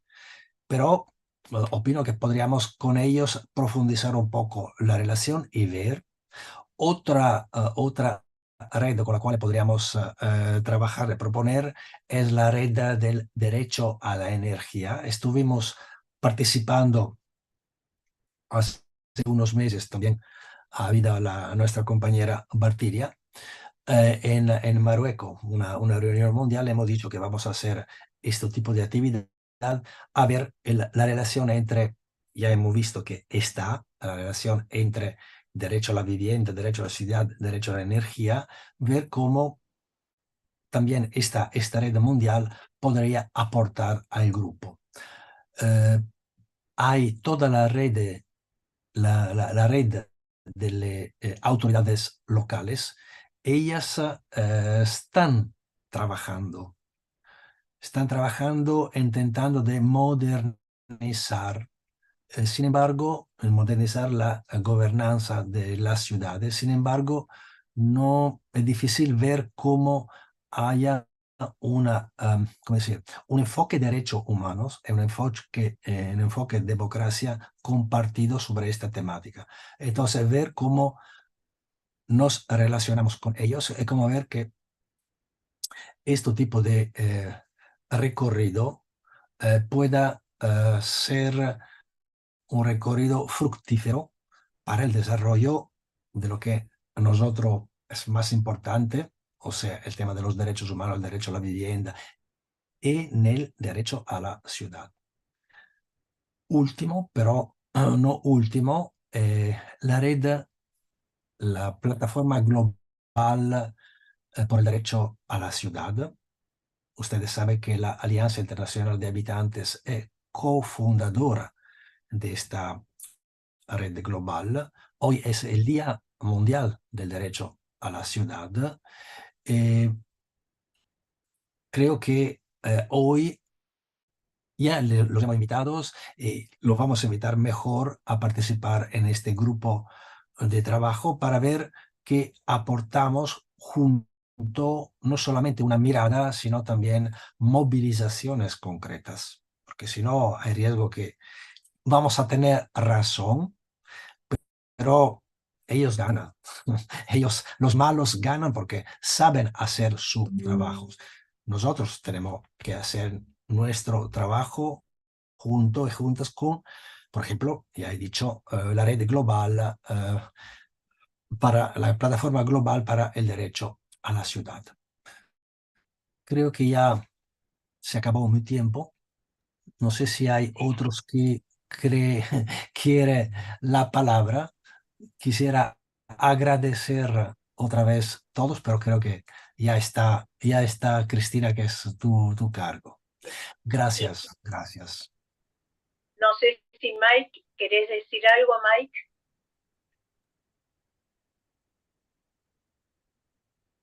I just want to say it's been fascinating. Remember, a hammer can be used to build a house or to kill people. It's the tool in the hands of the right people that will benefit us. And part of our job is to make sure that it has been used correctly. I'd like to thank the interpreters. It's been a long meeting. Thanks, Christina. Yeah, let a group photo. Sí, si pudieran liberar sus cámaras para tomar una foto grupal. Sí, un momento que intento de...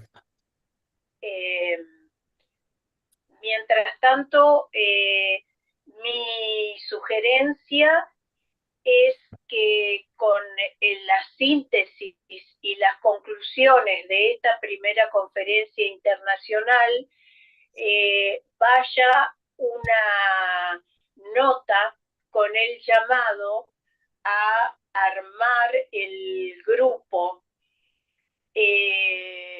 para darle continuidad a esta temática que hoy hemos comenzado humildemente, pero con gran apoyo. Me parece que es sumamente importante terminar el mes de la jornada Cero Desalojos con un nuevo interrogante y con un desafío por delante que vamos a llevar a cabo, y también me parece que un punto importante es que vayamos viendo cómo hacemos una presentación en el próximo Foro Social Mundial en febrero, con una actividad que le dé continuidad a esta primera conferencia, como pasos a seguir. De modo que saliendo de la inteligencia artificial, y antes de terminar,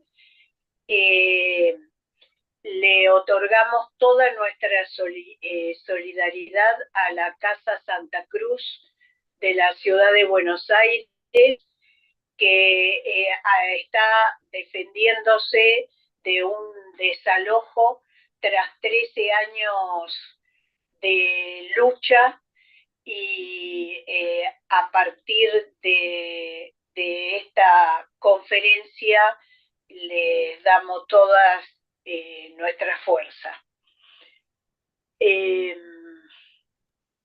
Contra a guerra pela paz. Sem o genocídio em Gaza. Por la paz. Absolutamente. Que es el lema de la campaña. Podemos nos calar mediante esa situación. Exactamente, es el lema de la campaña Cero Desalojo de la Alianza este año por la paz, exactamente. Por favor, todos salgan de lo oscuro. Máximo, Daniela, Alicia, Silvia, la nueva secretaria nacional de la Unión de Inquilinos. Parabéns aos intérpretes, foi ótimo. Por favor, che facciamo una foto. Facciamo una foto. Davi, português muito grazie bom. Anche agli interpreti, grazie. Grazie, sì. Muchísimas gracias a los Thanks, everybody. Thank you. Bye bye. Beijos. Next time.